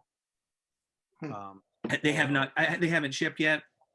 Yeah. So I mean, I'm interested to see what they're all about. Good. I like the price point. I mean, they look pretty interesting. But I think these look more, they got rid of the element of the video game, as you put it, or the artsy thing. They're more realistic. I really like the fire. I mean, that looks pretty good. Yeah, you can't really see it in this picture. The flame goes kind of almost all the way around behind the character. There's a solo picture of Aragorn. It's a little more close up. It's still, I don't have a side. Of the pictures I got, I don't know that I saved a side one. For the record, sorry, Jim, I cut you off for just a second. One of the things when we post the video and get it up on the Torn front page, I do have some high-res images of other angles that I'll create a gallery for. And so that angle that Jim is talking about. It's a cool piece. And it does take advantage of the PVC format, which is not nearly as fragile, obviously, as a lot of other formats. So now it's 6 scale, or is it 1/10? I don't know that. Do we know that? I think it's 6th scale. I don't think it's 10th. Okay. I don't remember. To be honest, I don't remember either. The Witch King is a little more than 12 inches tall, so whatever that translates to. Okay. That's probably 6th scale or close. Yeah. So there's Aragorn, and I don't remember the price point. I forgot to write that down. The others are 120, 119. So that's not bad. That's a good price. Yeah, I mean, that's very reasonable. And then there's that. Find where Darksea will go down. Let's talk about the other one. Where is he? I'm jumping around. There we go. Lurtz.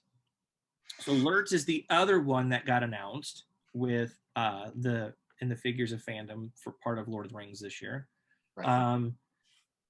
I assume similar price point to what you guys were just talking about, and thank you, Jim, for having that information, because obviously I did not come prepared enough to know that off the top of my head. Jim is the brains of this operation for those who watch. This one is pretty sweet, and this now, having said I'm passing on Aragorn for reasons, Lurtz I'm likely to order because one, I have the Lurtz bust from Sideshow Weta. Here a few years ago, I was able to track that down for an affordable price because it's one of the more expensive busts for those of you watching. I do have the alerts at Amon Hin that goes with Boromir. So I have that. But, and both of you can attest to this, having seen the few Lurch collectibles that have been made over the years, it's almost always with him and the bow. He's getting ready to shoot the bow and the arrow. It's almost that same sequence where he's about to take Boromir. Yeah. This is the first time that they've done, and they talked about this in their video yesterday, but it's the first time that anybody's done essentially the sequence with Aragorn, even though the Aragorn sequence is actually from Weathertop. The first time they've done where he's getting ready to throw the shield and trap Aragorn against the tree. And obviously because of that and not having that pose, and I think it's really, really awesome. For me personally, that's why I'm likely to order this, and they won't be limited. So I may not order it right when it goes up, but it is one I will definitely try to order because one, I don't have that many representations of him, and it's a pose that we've never seen before. So it would be kind of neat to have that other option of Lurtz. So I will pass it to you guys. What do you guys think of Lurtz and the fact that we're getting a different look at him and he's not an overdone character over the years? Oh yeah, I think it's great. I mean, the detail on the armor is just unbelievable. I think. And so here's another picture for those watching where you get to see Lurtz, you got the shield, and a look at the face sculpt. Yeah, the face sculpt. I mean, I really like it. But like you said, being open edition, I mean, it's on the radar. I definitely want to get it, but I don't know if I'll pre-order it right when it comes available. But right. I definitely would. I definitely want to get it for sure. Jim, you. Yeah, no, you know how I said that it really doesn't matter what the price point is. If they offer up a Sam, we're going to buy it. That with my wife comes at a cost, which is she really doesn't like the orcs and the Uruk-hai characters. So it's an easy pass because I'm saving up chips for what I do want to be able to add to the collection. I think it's a fantastic piece. Yeah. And I think Weta is doing a really interesting job. You saw it back, excuse me, in the Aragorn piece too, where they are picking scenes that we haven't seen before represented. So with Aragorn on Weathertop, with the flaming torch, we haven't seen that represented. We've had, charging the Black Gate or lots of Strider kinds of things, or even, I think we've seen the prancing pony Aragorn, sort of cowled and pipe Aragorn. We haven't seen that one. So here, like you said, this is a new scene. It's going to attract some real interest, particularly if you don't have alerts in your collection anywhere. So yeah, and it will be it's an open edition, decent price point. So it's an accessible character if you want to add him, and it won't take up too much shelf space. So that's good. Right. And that's the thing, like we talked about previously with stuff like the Iron Studio stuff or that Balrog from Osmus. These kinds of collectibles are great for collectors like we talked about. And, and we'll mention this again in other episodes of the podcast, and that these are the types of collectibles that people who maybe are just starting out can get into affordably, considering the market. Yep. They can build a heck of a collection, have a lot of figures, and not have to have a whole bunch of space. I mean, with the fact that these are, let's say, 12 inches tall, probably not super wide, probably not even as wide as some of your full 6-scale statues. I mean, you could put a lot of these, like a lot of my collectibles are on like bookshelves that I got at like Target or Walmart or places like that. And so, you could put a bunch of those on something like a bookshelf and have a heck of it, have multiple bookshelves in a room or however your setup is and be able to do that. So yeah, I love this kind of stuff for that. And I'm a big proponent of Weta and whoever doing collectibles like this that are high quality, not just, kind of cheap, cheesy looking things. because for every one of us, like the three of us here, there's somebody who wants to collect Lord of the Rings that doesn't want to spend 500, 1,000, 2,000, whatever on a collectible. So yeah, these are great for that. We'll do we want to talk about this guy now, or do we want to talk about him at the end? Do we want to talk about him or Sauron next? Depends on how long you want this show to go, Josh. I'm okay for talking. However, I'm on summer vacation for at least a couple more weeks. I think, Daniel Falconer described this as the pièce de résistance. So this is kind of the big reveal. We might, and we've already talked a little bit about the Sauron figure. Maybe we can go there. Okay. And then end up with this one. We'll go, I think Sauron. Oh, let's talk. Oh, well, there's this one, this guy. So again, I'm prefacing this for those of you watching, because obviously I've not done a Zoom before in this manner, where it kind of acted like, hey, maybe I needed to restart Zoom. So if you're watching this and hearing this, and depending on how the pictures are working out, whether or not I have to put them, if I'm able to figure out how to put them in through the editing, or if they end up maybe at the end, which is just us talking, and then you can see the stuff at the end or whatever, however it works out. We're looking at this year's Comic-Con exclusive and from the Mini Epic line, which I love, the Mini Epic line. I don't have a ton of them, but I love them for the reasons I've stated with some of the other stuff. They're not massively expensive. They're highly detailed. They're well done. Obviously being done by Weta, there's care and love in them that you don't get with other companies, but you can have I've seen people that have started following me on Instagram and that kind of stuff, and so I get to see their collections, because obviously they'll message me and be like, hey, what do you think? And they have a collection that's built largely around stuff like this. And I think it's amazing because, again, you can build a heck of a collection and have something, and have it built on these mini epics, which are great. They're a slightly animated look to the Lord of the Rings characters. And then you get into the stuff for Comic-Con. And usually the Comic-Con ones are variants. Like what last year was Possessed Bilbo. The year before was it the Gold Gandalf, I think? Well, we had Gollum with the Gollum with the rabbits. That's right. He was the year before. Yeah. And then the year before that, I think, was Gold Gandalf, right? And so it's always a variant. The Gold Gandalf is the most different variant in a way than the others, because it was, for those of you that have seen it, it literally is the Gandalf mini epic in that electroplated gold style. And I've never reviewed it, not because I don't like it, just because it would be a very difficult item to photograph and get the details because of the way the light would work. It's a neat collectible. Not my favorite of the variants that they've done for Comic-Con exclusives, just because it's difficult to really talk about and show in a video or a review. Obviously, this one, it's Gandalf from sort of in that, probably post him defeating Gandalf and sending Gandalf to the top of Orthanc. So you get both his staff and the first staff that Gandalf has in Lord of the Rings. Here he is, if you wanted to compare him to the original.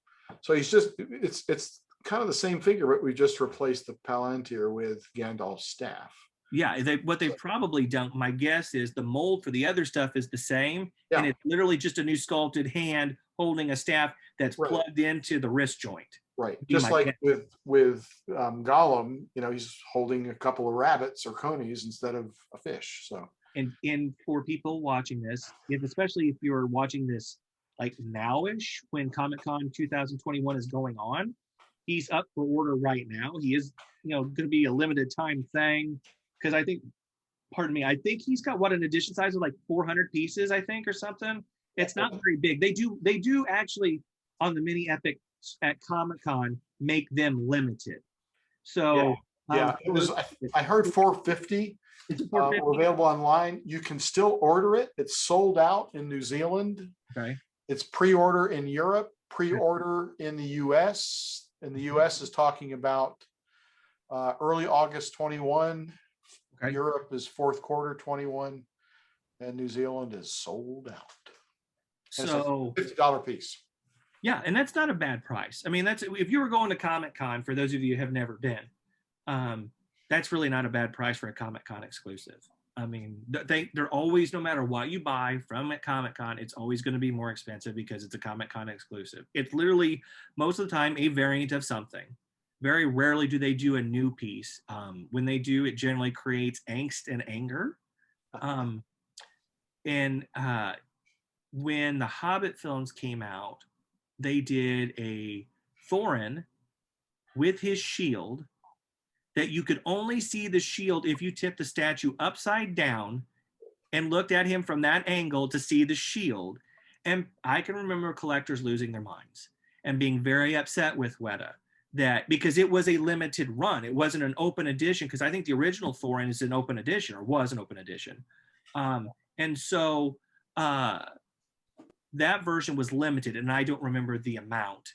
But I remember collectors being upset. So sometimes even variants make people mad, but most of the time they're done like this, where, you know, unless if you're really into the mini epics, then you're going to get this. Or if you want a Comic-Con exclusive Lord of the Rings item, you're going to get this because they're really cool. Weta does a great job with them, but they're not going to do a statue anymore because they're not going to be willing to risk to make collectors mad because of the fact that, like I said, Thorin made so many people mad back then with it. This was one of those Comic-Con Sam on slopes of Mount Doom. That's a tough one. So this was one of those that they did. And that one, I'm trying to think. I think no, I don't have that one anymore. Again, it's another piece I sold, dummy. Yeah, it was a 300 set and Mount Doom.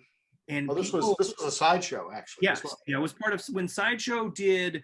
But it was a Comic-Con thing. Yeah, when Sideshow did their solo Lord of the Rings line.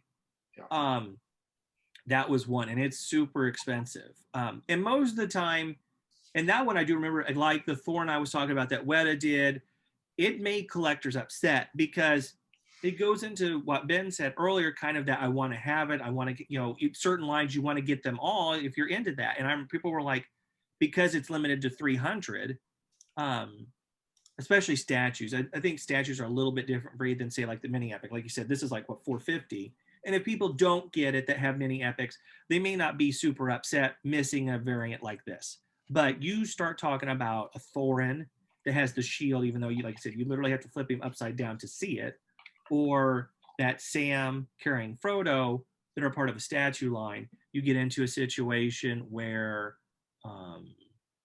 it's a different breed than say like a mini epic or a Lego figure or something like that. So I've talked long enough now. What do you guys think about this? I mean, as far as that, I've pre-ordered it. I did pre-order it right away. One, because it's limited. Two, because even though I don't get to go to Comic-Con, I want to have a Comic-Con exclusive item because then that would break my streak of getting like Comic-Con exclusive items from Weta. So yeah, that's me. Have you guys pre-ordered this? Are you going to pre-order this? I mean, where are you guys coming down on the Saruman mini epic? It is pre-ordered, but that's because these mini epics, you got to collect them all. It's kind of like Dragon Balls and stuff. So yeah, like Pringles. Once you pop, you can't stop. Right, exactly. Ben, do you do the mini epics and stuff by and large, or do you just Yeah, I've been collecting the. I have most of them. I just don't have them displayed in my room currently, but I haven't pre-ordered this, but I will for sure. Okay. Definitely would like to. So there's another thing for the mini epics are an approachable price point, maybe not all at once. They tend to be in unlimited unless it's one of these special con release things. Right. And so they have multiple characters, but I've got all the Fellowship kind of in a line, Nice. and it's a really cool display piece. Yeah. When and it's an approachable one for a new collector. And they're all kind of done, aren't all the Fellowship ones kind of done from that almost that Balin's Tomb type sequence? Aren't they kind of in or some of them, or at least some of them come from that, I think? Well, yeah, I mean, Sam's holding a frying pan, but Mary's got an apple, and Okay, that's right. Pippin's holding a lembas bread. So they're kind of scattered. Yeah. That's right. That's right. Yeah, and the nice thing too about these mini apps, like you said, is one, price point, two, what you can do with them, but also they're easy to get. And then, and as I said, if you miss an exclusive like this, your line's not ruined. Yeah. Because realistically, this sequence is kind of off screen, him holding both staffs, whereas, and so most people are going to want to have him holding the Planthiar because that's more of an on-screen moment.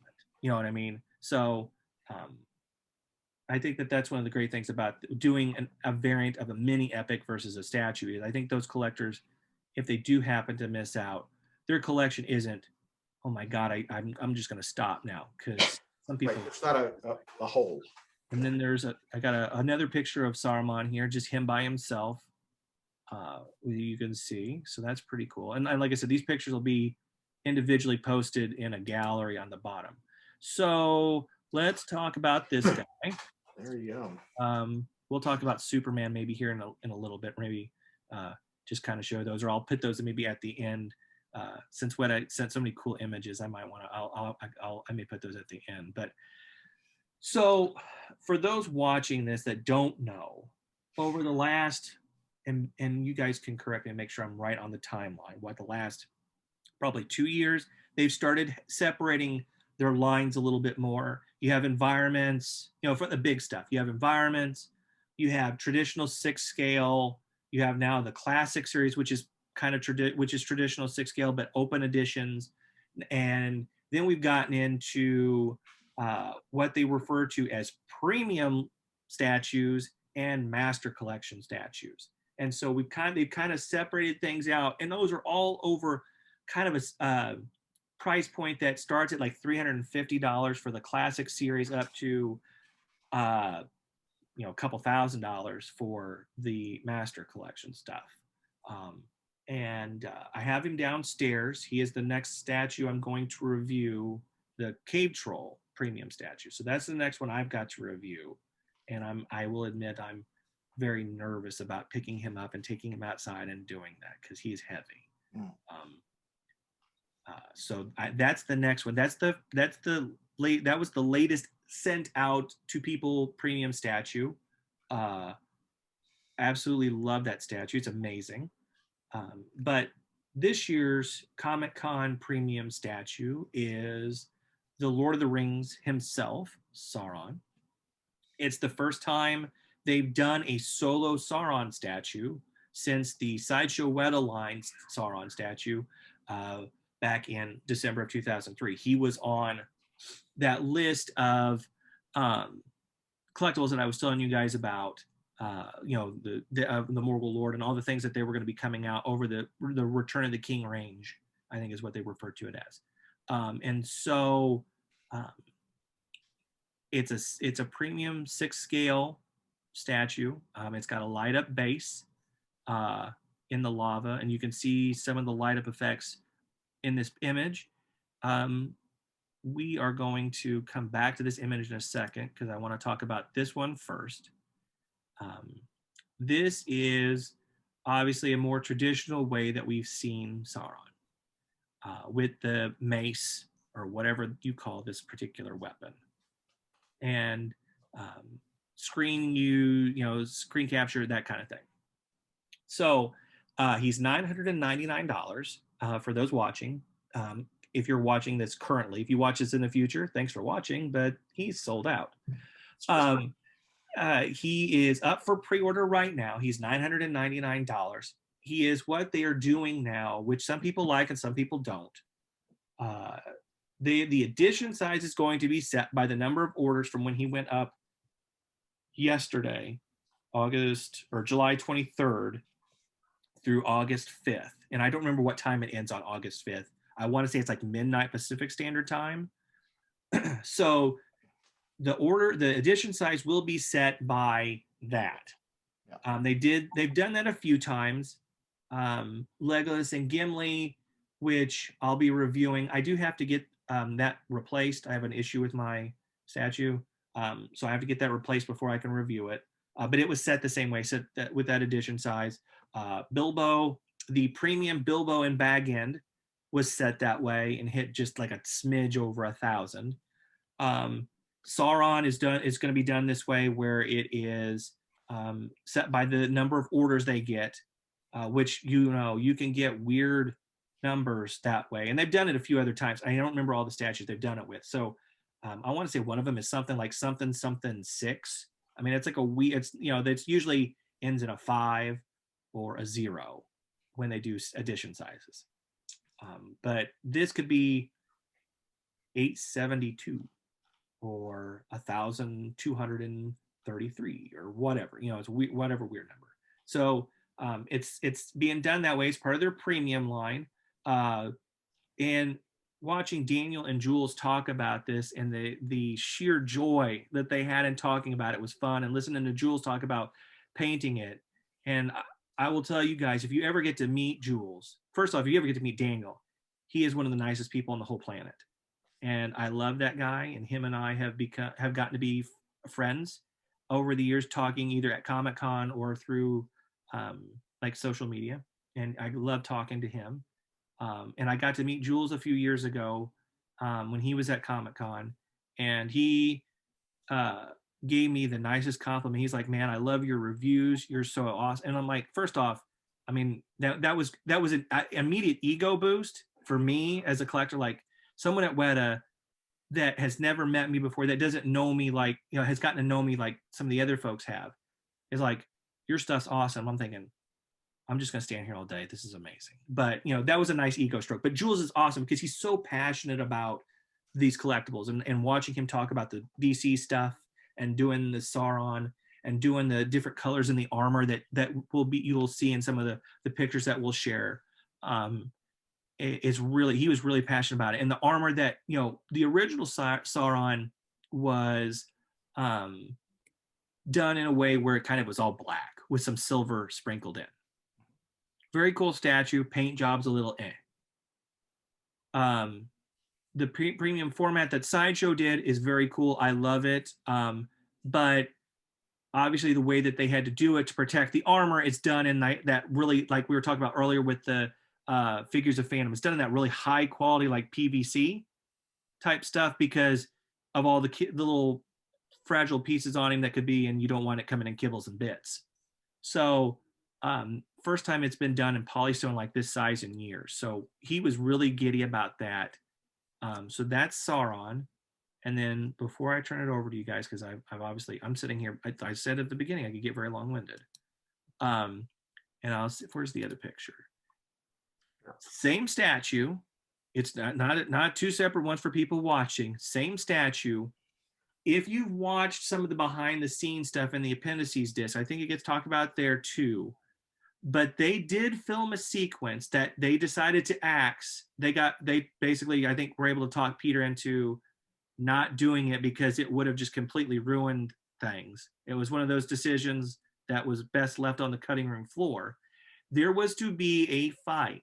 The armored troll that Aragorn fights, or Elisar by that point, fights at the Black Gates. It was originally Sauron with this sword.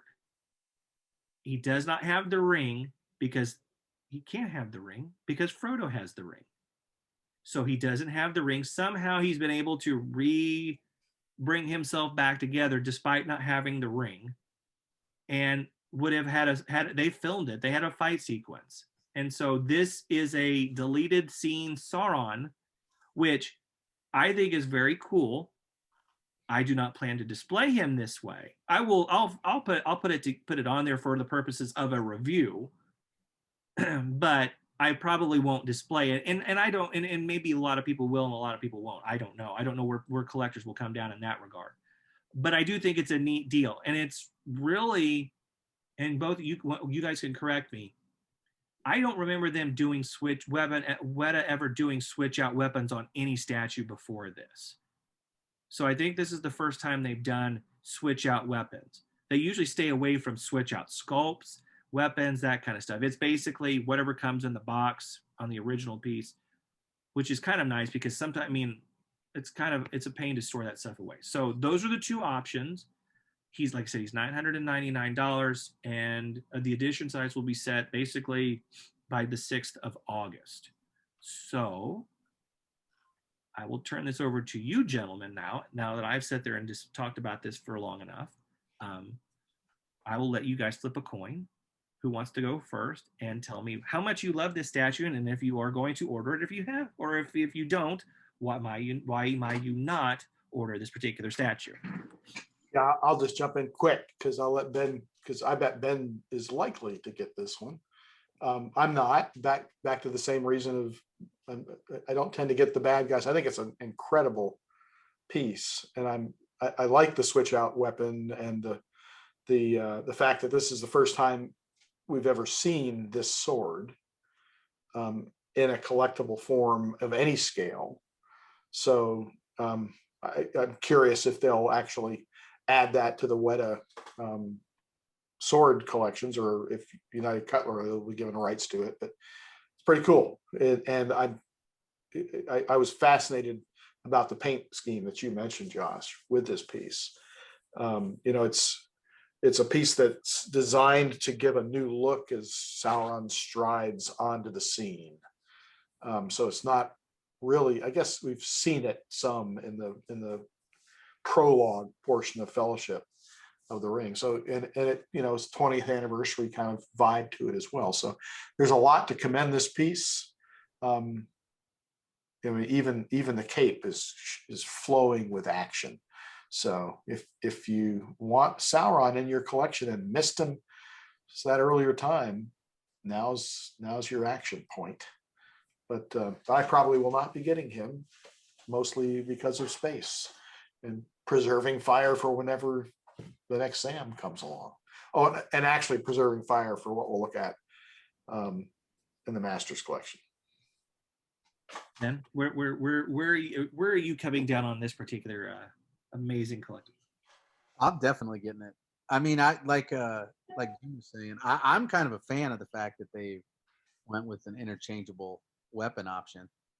I think that's kind of a cool feature, and hopefully we see some more of that with maybe head sculpts or something like that some of the other manufacturers come out with. But my biggest draw on this is the lighting, because on the quarter scale sideshow one, they have the lava feature, but the paint, you get a lot of criticism about how it was done.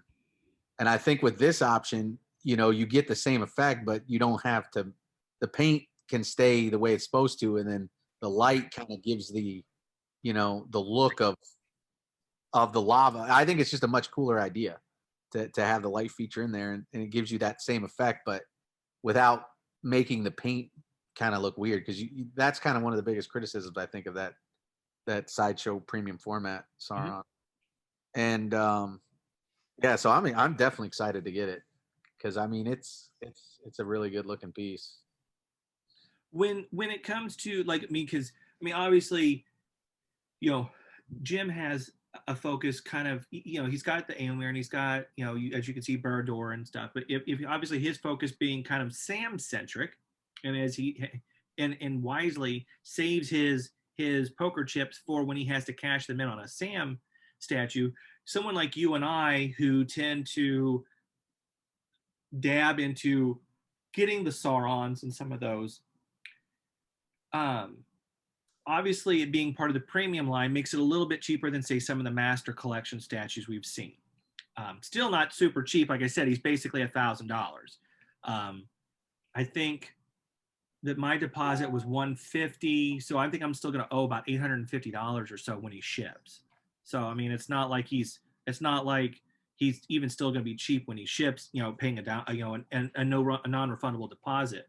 But for you that dabbles into that, and with Sauron being a premium line, And then you have pieces like the Master Collection, because I know you have obviously the Thranduil, and I think you have some of the others, right? Um, so you when it comes, do you is it harder on years like this, where when you see the premium that we kind of showed earlier and teased, if the assuming the pictures work in video, like I hope, um, when you get a piece like Sauron and the Master Collection statue that we're going to show, is it is there, I guess, without me starting all over myself, is there a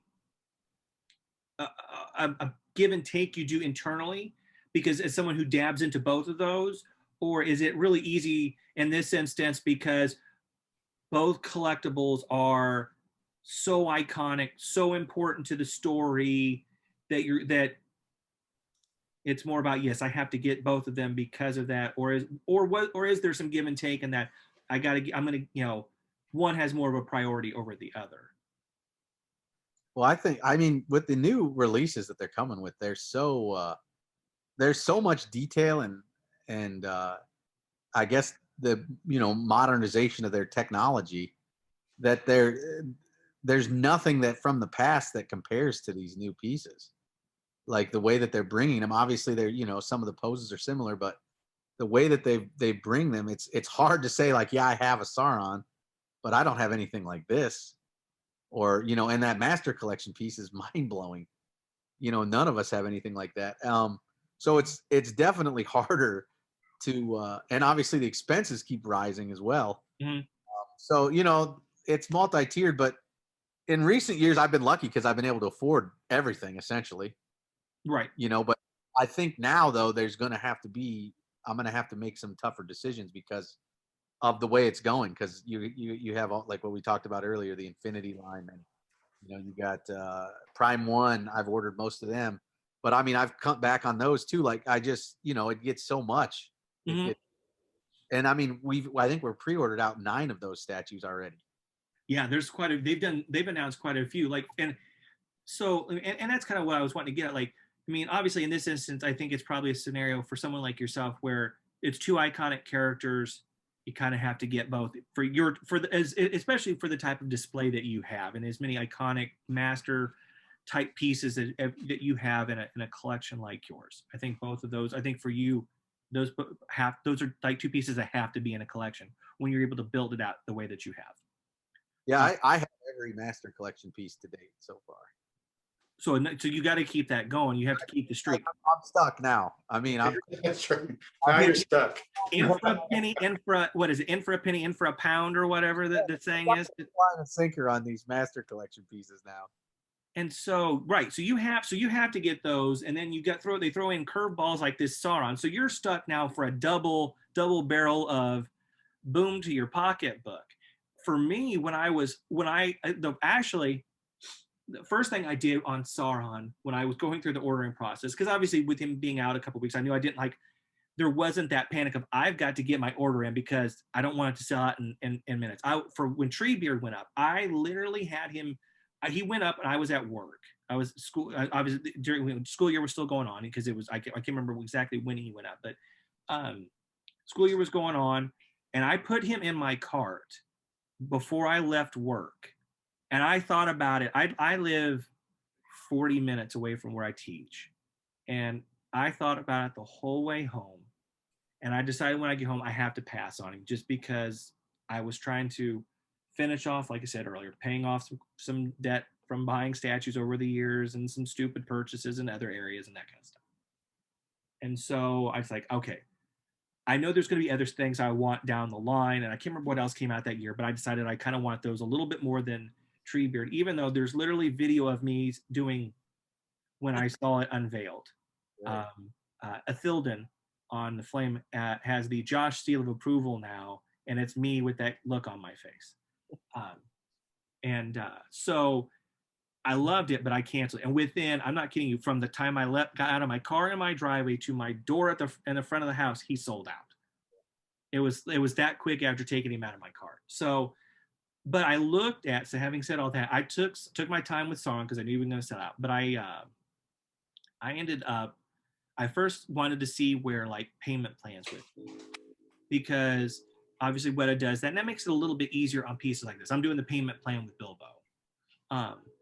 And the reason I didn't end up doing a payment plan with him was because one of the payments is going to come up soon, and I didn't want a payment for Bilbo and Sauron. Plus, I bought a car recently, all happening in the same month. I'm like, that's outside teacher budget range. But he does fortunately ship after, because he's shipping in the second quarter of next year. He is going to ship after my Bilbo payment. So for me, it's like I'm getting him, but I had to decide how I was going to get him.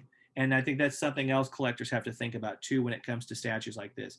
Like, don't do a whole bunch of payment plans at once, because essentially you're basically buying a new statue every month without actually having the statue in your possession. So for me, I was like, I can't do a payment plan for him and a payment plan for Bilbo at the same time. So I'm literally going to pay off Bilbo by, I think that my payments run out at like the end of the year. And then I'll have Sauron, go, and he's going to come all at once. So technically I'm going to do a payment plan, because I mean, I'm still going to have like $850 or whatever.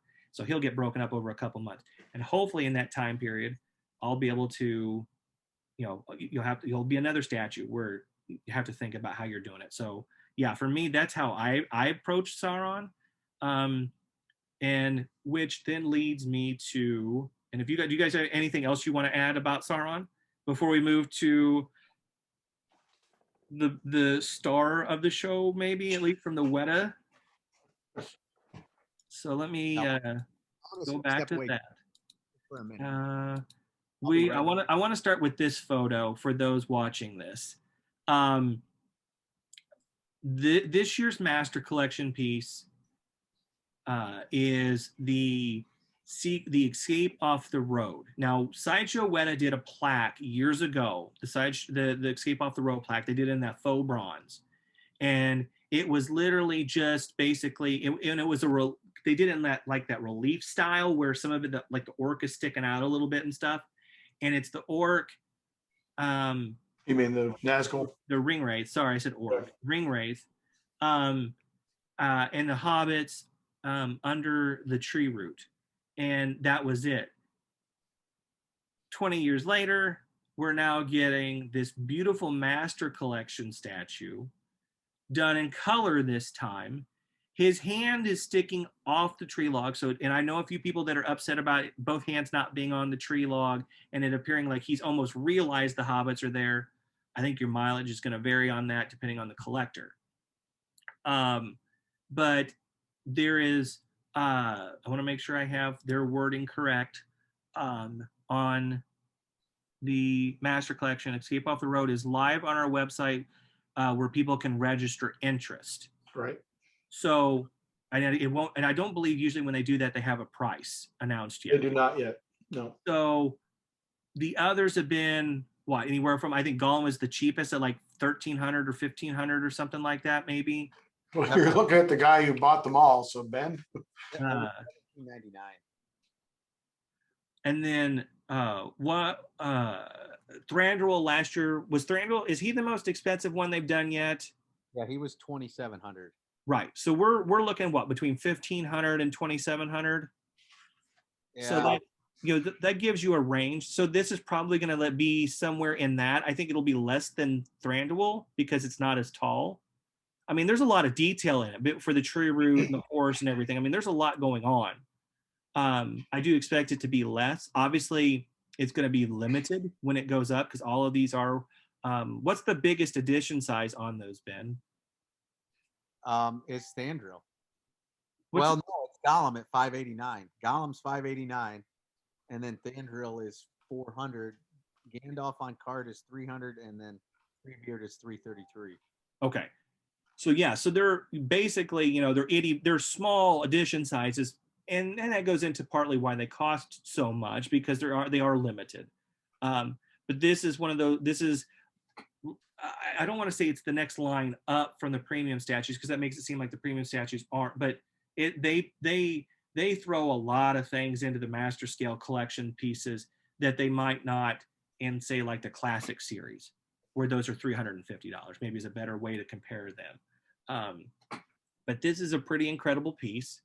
and you get the horse, you get the tree with all the roots, and some of the pictures, and not in this particular video, but they'll, like I said, you'll be able to find them.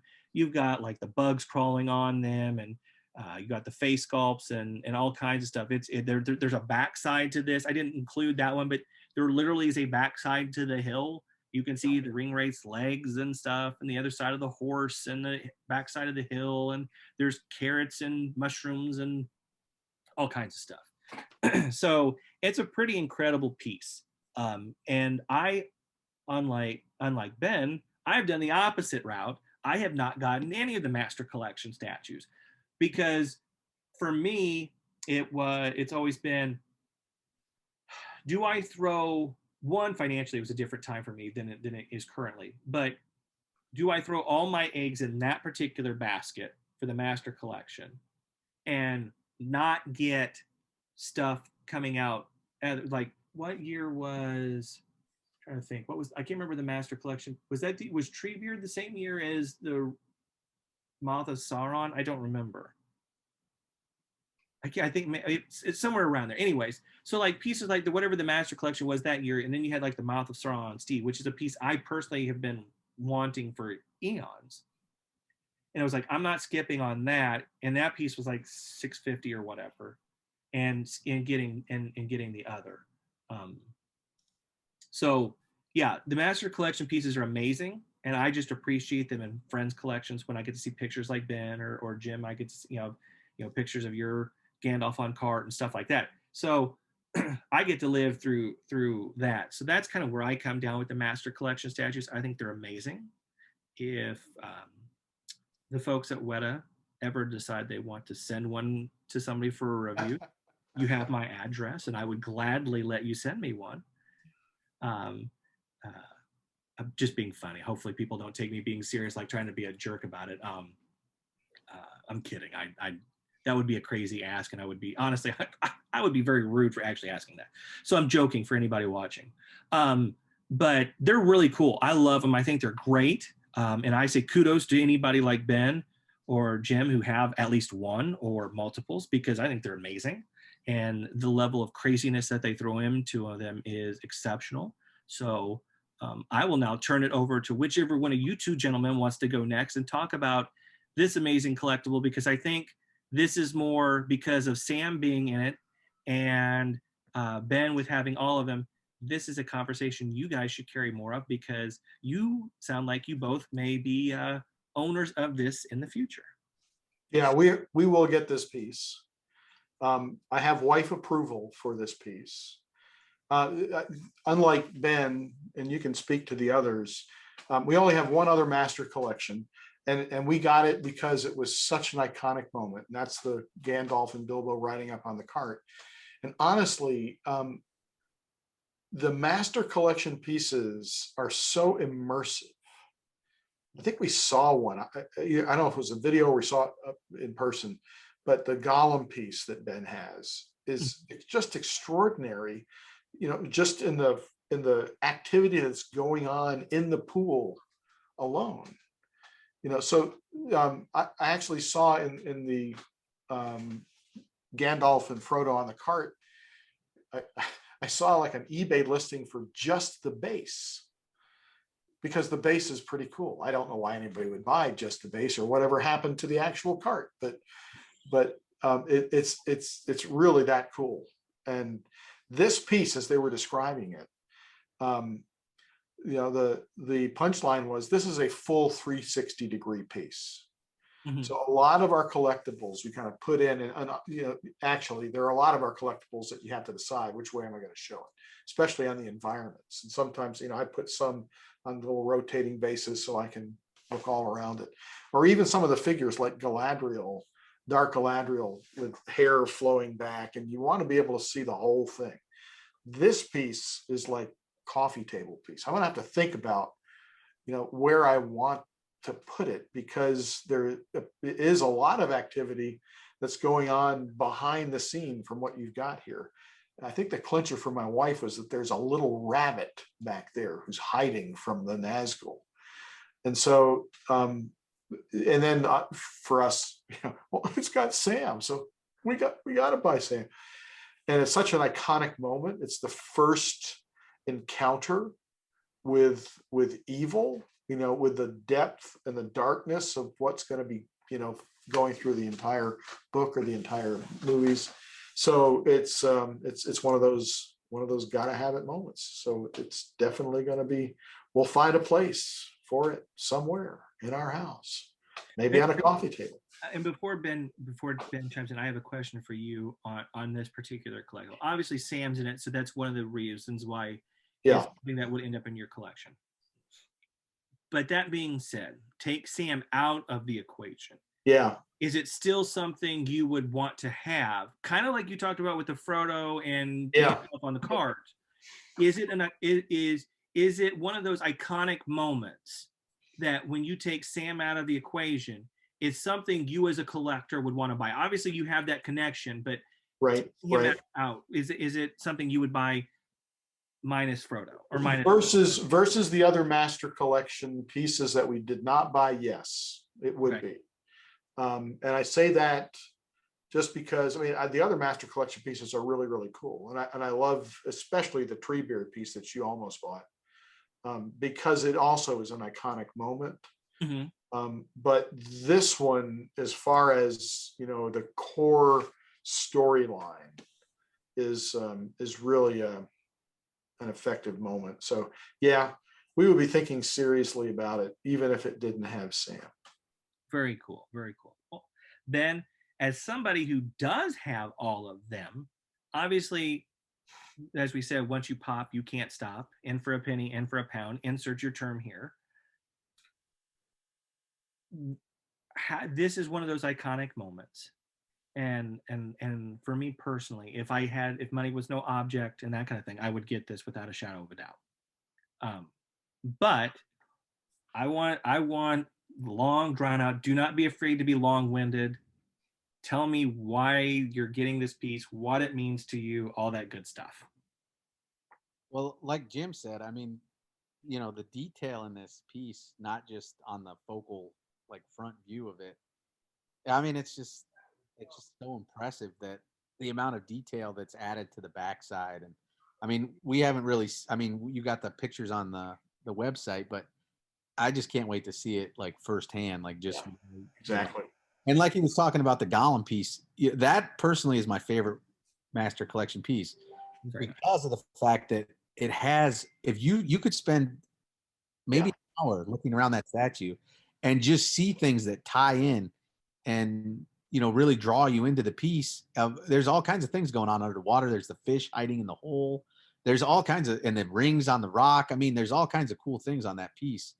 And obviously, this one's even bigger. And I'm excited the fact, because I was kind of sad that last year Sam wasn't done, because we had all the Hobbits done up to that point. We had Gollum, then we had Merry and Pippin, and then we had Frodo, and then Sam wasn't done.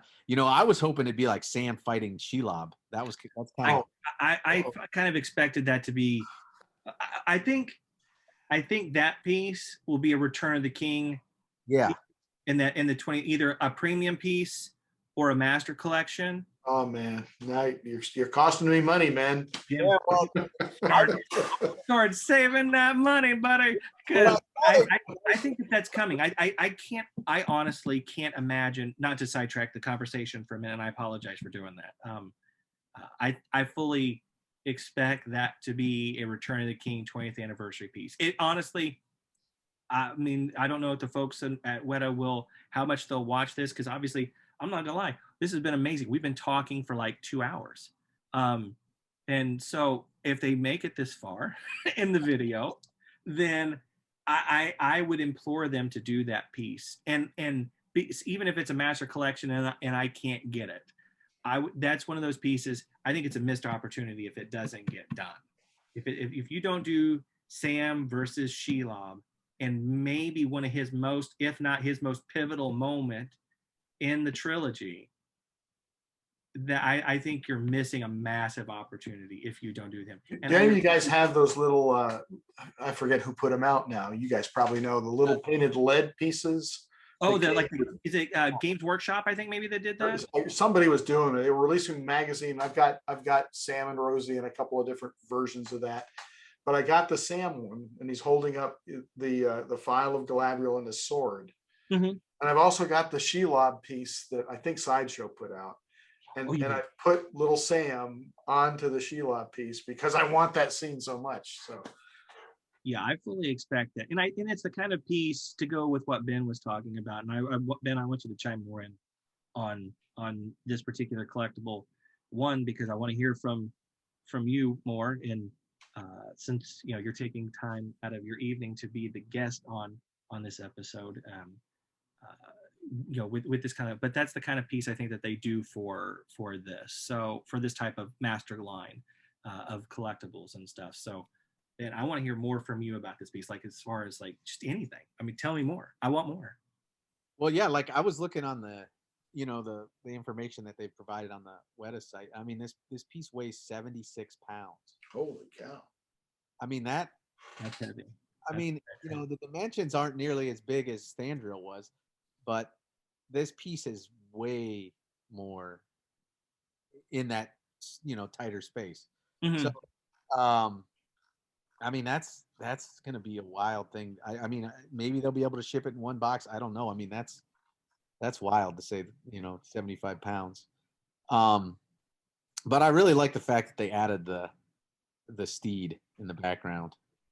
Yes. Do you have a problem with the hand not being on the log? You stepped away. I mentioned that. I mean, you and I have seen some discussion on the Flame of Undune. Yeah. And cheers to everybody from the Flame who might be watching this and who's made it this far. Kudos to you for doing so. But there's been some folks, and I've talked to a couple of people on Facebook Messenger. They've sent me messages and talking about it. And where do you come down? Hand on log, hand off log. Does it bother you? Does it create any kind of weird look to it, or are you okay with it? I mean, I'm okay with this look. I'm sure there's a reason. They probably tried to do it that way because obviously it's more film accurate if it had both hands on the log. But maybe it's just not as, maybe it just doesn't draw you in as much, because I think this draws you in. Right. It really makes it have that element of fear that I think maybe if it's both his hands, Sorry. It just doesn't play off, that emotion as much. Do you have the Escape Off the Road plaque? No, sadly I don't. I really want that, but I've had yet to find it at a reasonable price. I looked at it and just quickly, and I'm pretty sure in that plaque, his hand is also, I think the pose, honestly, that he has here is very similar to the Escape Off the Road plaque, where the hand is off. And I don't recall anybody ever having a problem with the plaque when it came out. Yeah. But that's also a discussion for another time on how collectors react to things, when the movies were out and versus, a plaque that may, at the time was maybe, I don't know, $100 or $150 or whatever, versus like a $2,000 statue. Because this is going to be expensive. I mean, he's going to be probably $2,000 because you're getting a full-size horse. You're getting this massive tree root. You're getting stuff behind it. You're getting the ring wraith. You're getting all of the hobbits done. So he's not going to be cheap. I'll be curious to see, like, on some of the plants around, especially the ones around the Hobbit. Like the ones on, like the Gandalf on cart and stuff, they're kind of done in that material, like a I don't know, like a faux plant material that can take some movement and shipping. Yeah. And I'll be curious to see if these are done in polystone or if they're done similar to that, like the tree limbs on, I know how they were done on like Tree Beer, where they're like bendable and everything, where they can take some movement, because I would worry about that kind of stuff. I'm sure that all the greenery that you're seeing on there and the mushrooms in the back are going to be similar to what they did with the Gandalf and Frodo on the cart.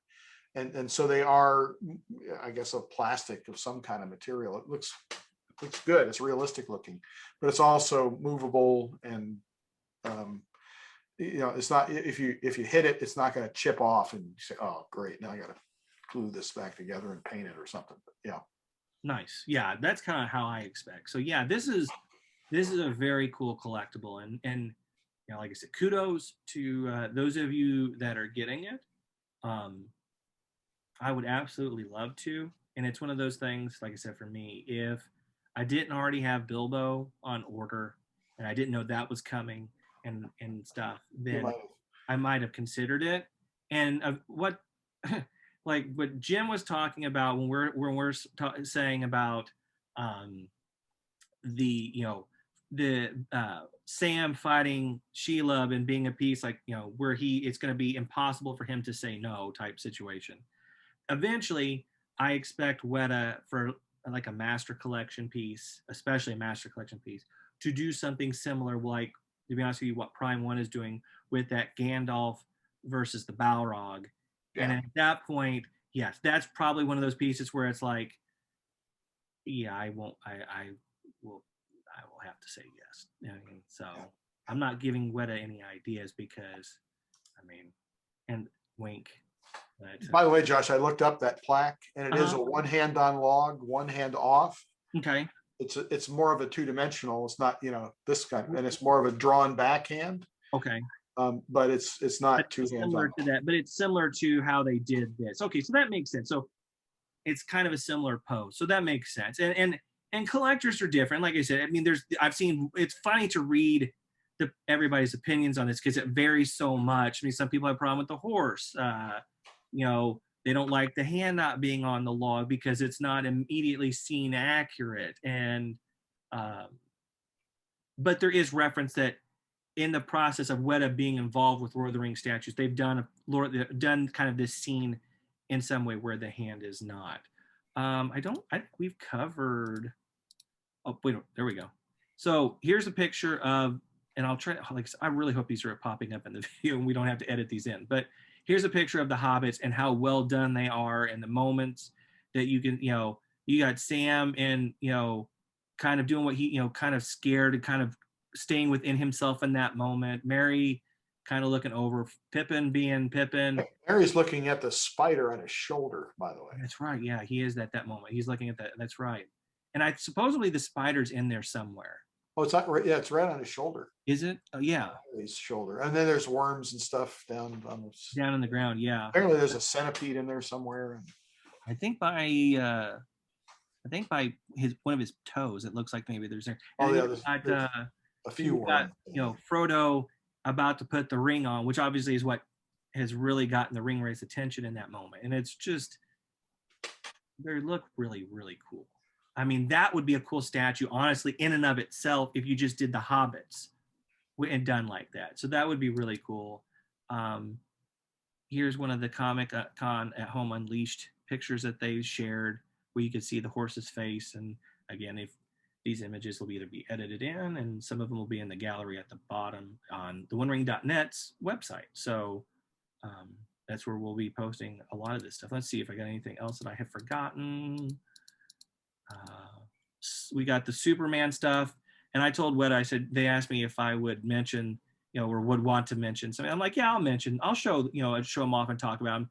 The Superman stuff, Jules was really cool. He was really interested in Superman and stuff because he's been a big fan since he was a kid. And this goes into what Ben and I were talking about with change out parts and stuff. And this obviously has the change out sculpt. So they're starting to venture into that. So we'll see if that crosses over into Lord of the Rings. And obviously these are being done for Zack Snyder's, fan edit, essentially, of Justice League, which is a much better version of Justice League, I think, for me personally. So Josh, there were a couple of other things on that Weta announcement that was focused on Lord of the Rings. Just if folks want to know. Well, the one thing that they did mention was that they didn't have it present, but there's going to be a new file of Galadriel. Oh, yes. And it's going to have a base where it lights up. And apparently, I don't know if apparently there's a difference between the Lord of the Rings file and the Hobbit file. And I'm not sure which one we're getting. But and it's been forever since they did a file of Galadriel. So that'll be an interesting addition. Yeah, and that was a piece that they introduced, and I forgot about the helms. I almost forgot about that. Yeah, the helms. But I went back this way. so with the file of Galadriel, it's been done by some other companies. I think Noble Collection has done one. Yeah, Noble did it. Yeah. Right.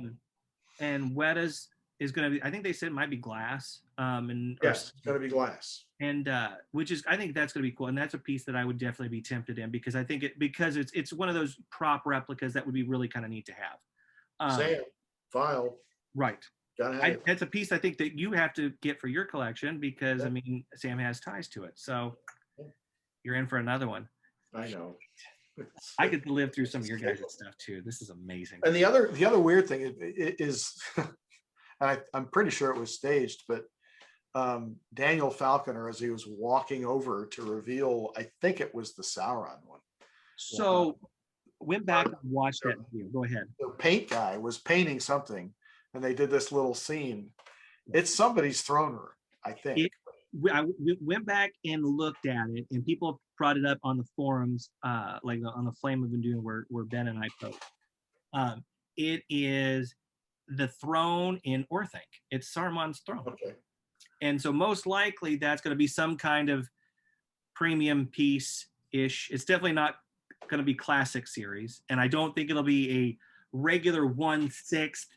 And that's the thing we were talking about earlier. There's classic series 1/6, which are more museum quality static poses.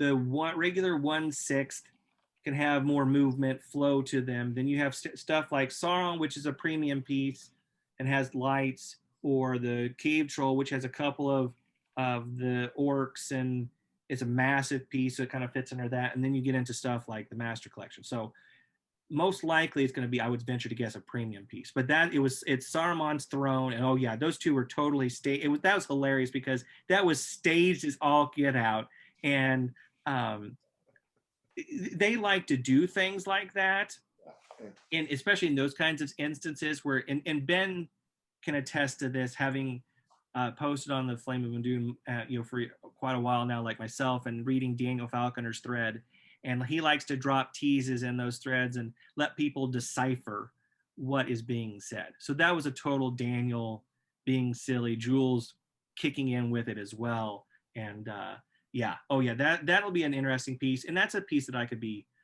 tempted in. I don't want to forget the helms. Let's make sure I don't. So this is one of the Uruk-hai, and I can't remember which Uruk-hai, like Uruk-hai captain or something. It's an Uruk-hai, I don't know, squad leader or company leader, which is why they put the paint elements on it. Right, and it differentiates from the other one. Yeah, exactly. That's out. There's a little bit. There's for those of you that want to take the time to go and look, there are differentiations. It's not the same. The width of the mouth guard on the side is different. Paint's different. So you have that helm. You have one of the ring wraiths from the Hobbit, the Haradrim, or no, Easterling. This is the Easterling, I think. No, this is. Is it the Haradrim? This is the Haradrim, so it's a Southron. That's right. And then the other is from Khand, which is this one. This one, which they don't really have a reference culture for. So the one before is picking up some of the elements that we have seen in the movies from the Haradrim and just embellishing them into a helm form. And then the Khand one we haven't seen, so they just went nuts in the design. And again, these were in the Hobbit, I guess Desolation of Smaug. Or they're labeled under Unexpected Journey, but we don't see Battle of the Five Armies. Right, and that's the thing is that, that's the only thing I was curious about when I saw the pictures that they sent, was that they're labeled under. This one says Unexpected Journey, which, and that one's obviously Lord of the Rings, but we don't see the ring race in that form. No, that was the that was Battle of the Five Armies. I don't know why it's labeled Unexpected. The Dol Guldur fight that's Gandalf, and they're on their website under the Battle of the Five Armies, though. That's really that. Okay, see, that's funny. So it's just a technical error on the picture, but these are really cool. I think they're $80, I think. So and if you've been collecting the helms for a while, and and I don't have it. I have a few of the newer stuff. I don't have any of the older stuff anymore. It was kind of one of those collectibles for me personally that I kind of phased out a little bit because just again, you can't have them all. And so I was like, well, I'm going to concentrate more on some of the bigger stuff. But the old helms used to be metal. In the old Sideshow Weta line, the helms were metal and had some real weight to them. Yes. But that being said, I want to make sure that it's clear to people watching this. These are not done. They're done in that high quality, like PVC type material. But this lets you hold the same level of detail kind of that you get in the metal, but at a more affordable rate. I see people all the time like, oh, I wish the helms were metal. Well, yeah, that would be nice. But the helms would be like $300 a helm because of, the metals involved and the manufacturing and the tooling that would go into that. You can't make the helms because the helms were like, I don't know, like $40 or whatever, 20 years ago. So you wouldn't get the helms for that. I mean, but they're really nice. They're light.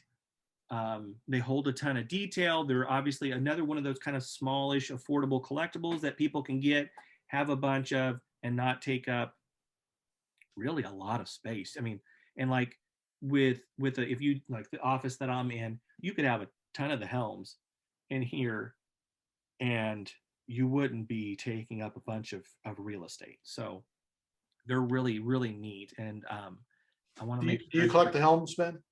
Yeah, I do. I like to display them with near or around the like 1/6,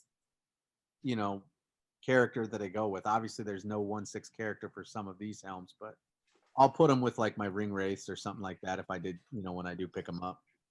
But yeah, I really like the helms. Do you have any of the older ones from the Sideshow Weta line, or do you have just the new stuff? Yeah, those are my favorites, obviously. I mean, the metal helms are just, they can't be beat. No, they're pretty sweet. They are really. I think I'm missing like 2 or 3 of them. Oh, nice. The original line. Obviously, the crown of the crown I'm missing of the witch is super rare. Never had that one. You know which helm I have. Oh yeah. And but they're so cool. The metal ones, I think they're just so good. Yeah, and this is a metal. This is really heavy. Yeah, they're really heavy, and I mean, I've dropped them, and I mean, it doesn't, nothing. No, they can take I have seen people who manage to break them. Oh yeah, that looks awesome. I like that. Yeah, that's. And the thing is they're big. They were like they're quarter size, I think. I think they're 1/4 or close to that. Oh yeah, they're quarter scale. And like Ben said, I've seen people drop them, and now I have seen people drop them and break them, but it takes a heck of a drop to break those metal helms. Yeah. But they're pretty sweet. And the nice thing about these two going with these is even though they're not metal, like I said, the PVC holds the detailing that you would get in metal without having to pay the cost of having them being metal. And like I said, for collectors watching this, you really don't want them to make the helms metal at this point. With the cost that is the market and the world to make these kinds of things, metal helms would be super, super expensive. So, that would be crazy for those. But they're very, very cool. And I definitely think they're great for collectors on a budget. So those are pretty sweet, and I like them a lot. And they are up for pre-order right now. They are doing these. I don't think all the helms have been limited edition since they brought them back. I think some of them have been open that maybe they kept open only for a short time or whatever. But these are doing like the others where the edition size is being set by the number of orders placed until like August 5th, I think. So they are a limited time pre-order. So if you are interested in getting those, definitely want to get those. We got Darkside from the DC universe, and that is a really cool piece especially if you're a DC collector. But I wanted to at least show the pictures off either in the video or at the end in this instance maybe because they're pretty cool. But it's still announcing stuff. They had stuff out today, and I think they'll have some more tomorrow. And this Batman statue, which like I said, people may or may not be able to see, this was in the pictures they sent me, so I'm going to apologize to Weta. But I don't remember them showing this off the other day with all the DC stuff. So, Yeah, they did a bit. did they? Okay. Yeah, I and- saw that and I thought, crap, am I going to accidentally show off something? No, they showed Batman and they showed the Joker, which was a Okay. big feature. I know I saw this. I was a couple of minutes late the other day getting in. And so there's that. Make sure, double check one more time. For those that can see my screen, make sure, I think I got everything. And then that, like I said, this is my Flickr page.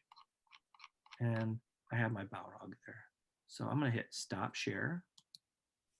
We're still recording, thankfully. I haven't messed that up yet. So that was what's been at Comic-Con. I don't think I forgot too much. I did forget the file of Galadriel, and Jim thankfully saved me from not screwing that part up. We have been talking for quite a bit of time. I appreciate the fact that Ben, especially, Jim kind of agreed to put himself through this mess. But I appreciate, Ben, you taking the time to join us on this premiere episode, and showing us your collection and kind of giving your thoughts. I definitely will bug you again about being on.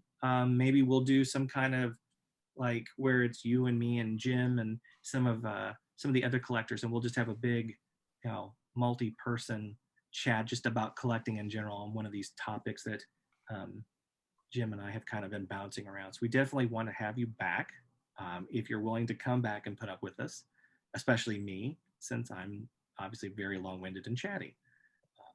Josh, will people be able to give feedback if they watch this far?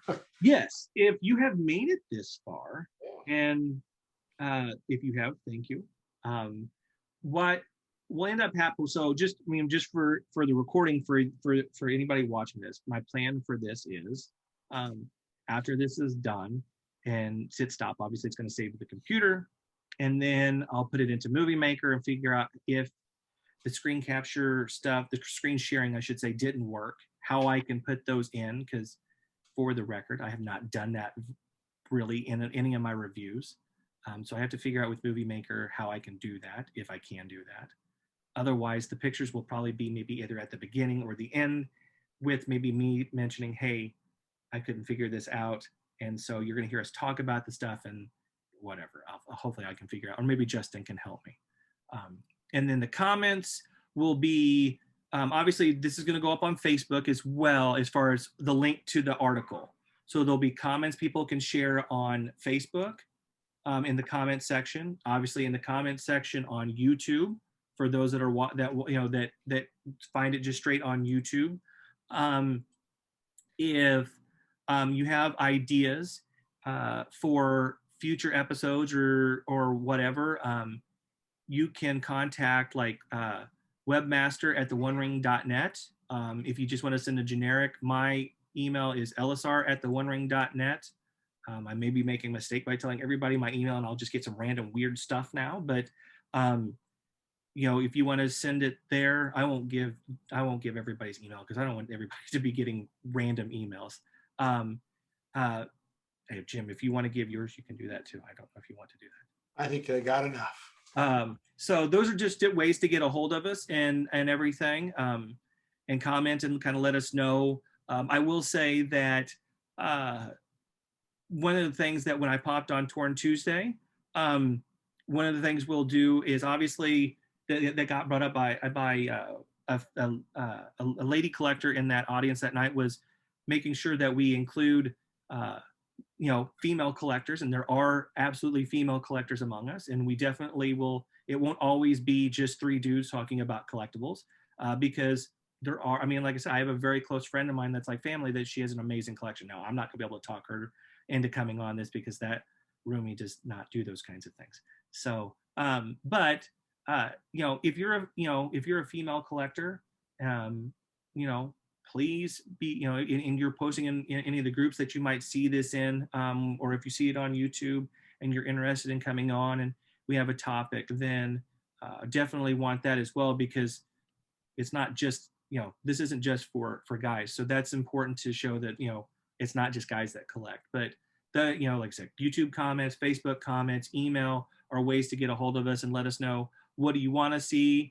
Do the videos need to be shorter than this? If they, should we cut them up into parts? We're willing to listen and learn, because this is the first time we've gotten a chance to do something like this. So I just will say again, thank you to both of you very much for being a part of this. It really means a lot.